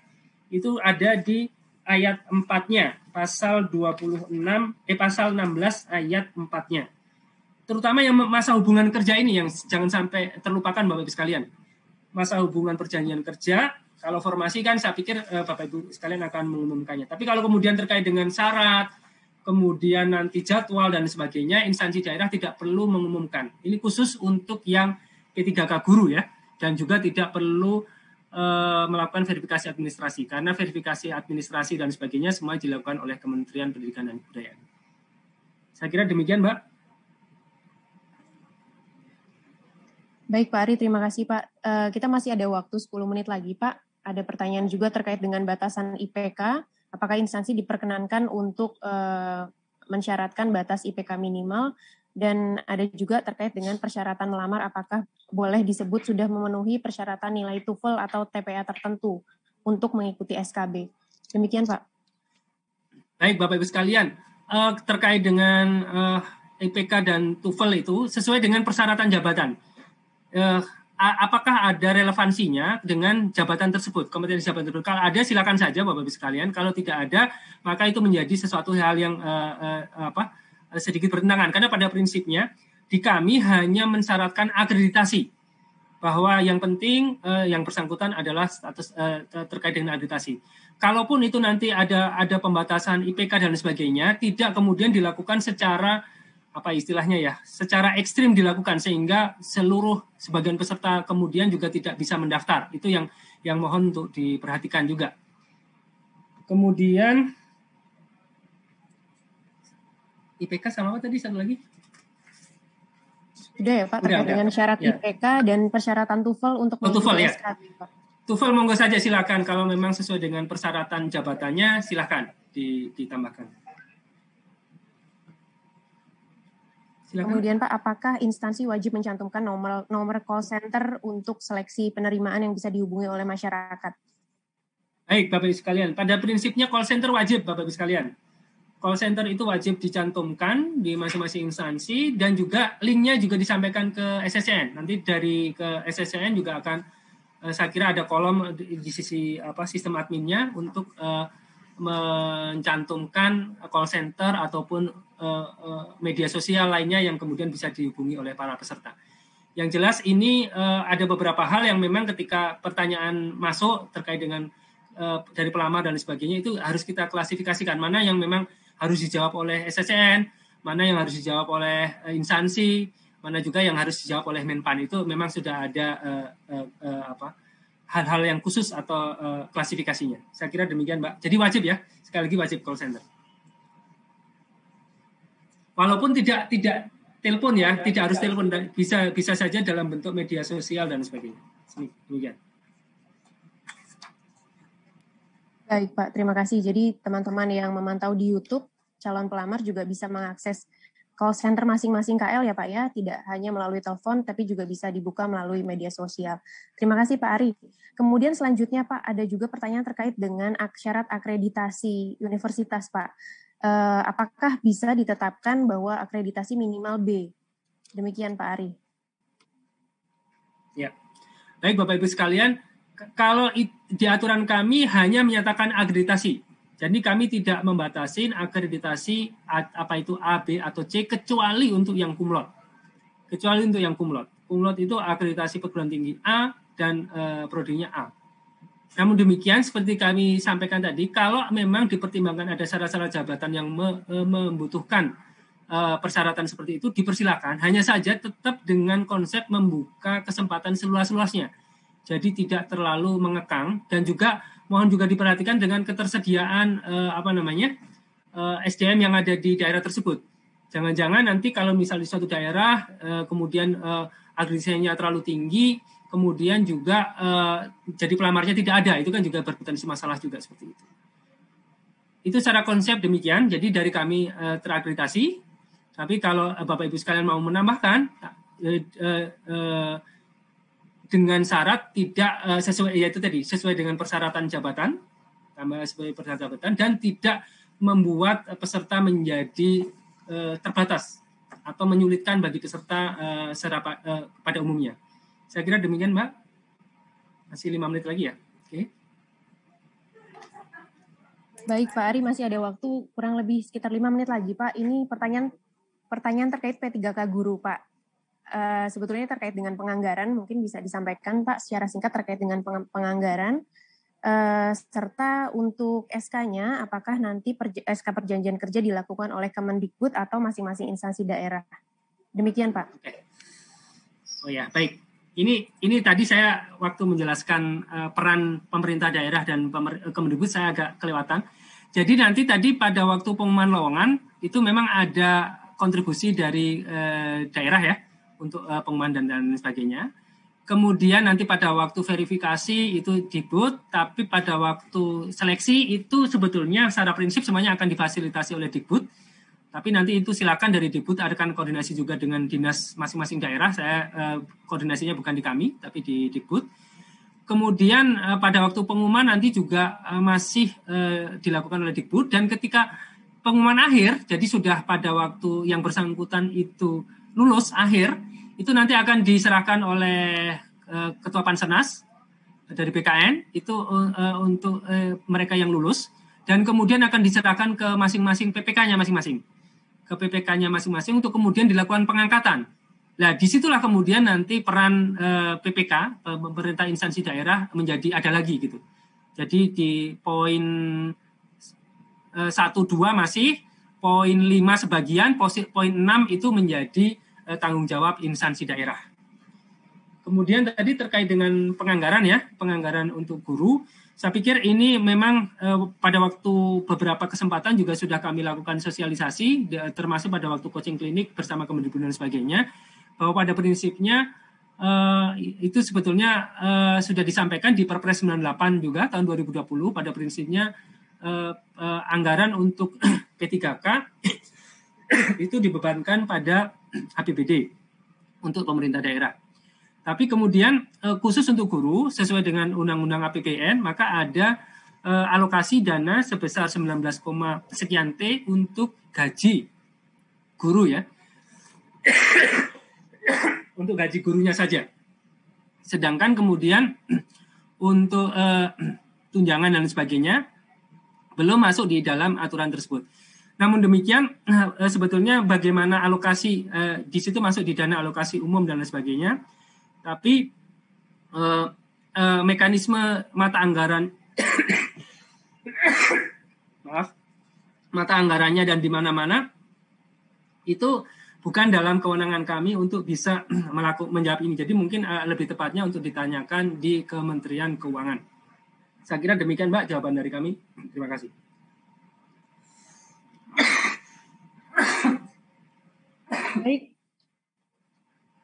Baik. Terima kasih Pak Ari. Rasanya waktu sudah selesai nih Pak, sudah 11.58. Mohon izin kami untuk menutup pertemuan hari ini Pak. Bapak Ibu sekalian, baik yang bergabung via Zoom atau kanal YouTube live streaming Kemenpan RB, dapat mengunduh bahan paparan akan kami upload nanti di portal resmi Kementerian Pan RB. Kemudian terkait dengan Permenpan 27, 28, dan 29 serta peraturan turunannya, yakni Kemenpan RB nomor 980 tahun 2021 tentang persyaratan STR untuk melamar pada jabatan fungsional kesehatan dalam pengadaan PNS, serta Kemenpan 981 tahun 2021 tentang persyaratan sertifikasi dan seleksi kompetensi teknis tambahan untuk melamar pada jabatan fungsional dalam pengadaan P3K tahun anggaran 2021, dan Kemenpan RB tentang nilai ambang batas. Nanti semuanya akan kami upload di jdih.menpan.go.id. Demikian Bapak Ibu, untuk pertanyaan yang izin. Baik, terima kasih. Ada tambahan dari Sinka BKN, silakan Mas Auditya, sebelum kami tutup, silakan Mas. Ya, izin Bapak Ibu, ingin menambahkan memang di SSCASN nanti akan dibuka untuk setting adminnya setiap formasi apakah dapat diisi disabilitas ataupun tidak. Itu nanti akan kami buka pilihannya, mohon yang sudah mengisikan formasi untuk diedit lagi dan juga diperiksa kembali apakah memang persyaratan tersebut dapat diisi atau tidak sesuai tadi dijelaskan oleh Pak Ari. Dan kalau bisa memang di pengumumannya juga sudah ada. Mungkin itu tadi pertanyaan yang dipertanyakan. Terima kasih. Baik, terima kasih Mas Auditya dari Direktorat Sinka BKN atas penjelasannya. Bapak Ibu, selanjutnya materi dapat diunduh pada halaman resmi portal Kementerian Pan RB. Adapun pertanyaan yang belum dapat kami jawab akan kami rangkum dalam bentuk FAQ dan akan kami upload juga di halaman resmi portal Kementerian Pan RB. Demikian Bapak Ibu, terima kasih atas partisipasi dalam kegiatan sosialisasi 3 peraturan menteri terkait pengadaan CSN hari ini. Mudah-mudahan kita selalu dalam keadaan sehat. Terima kasih.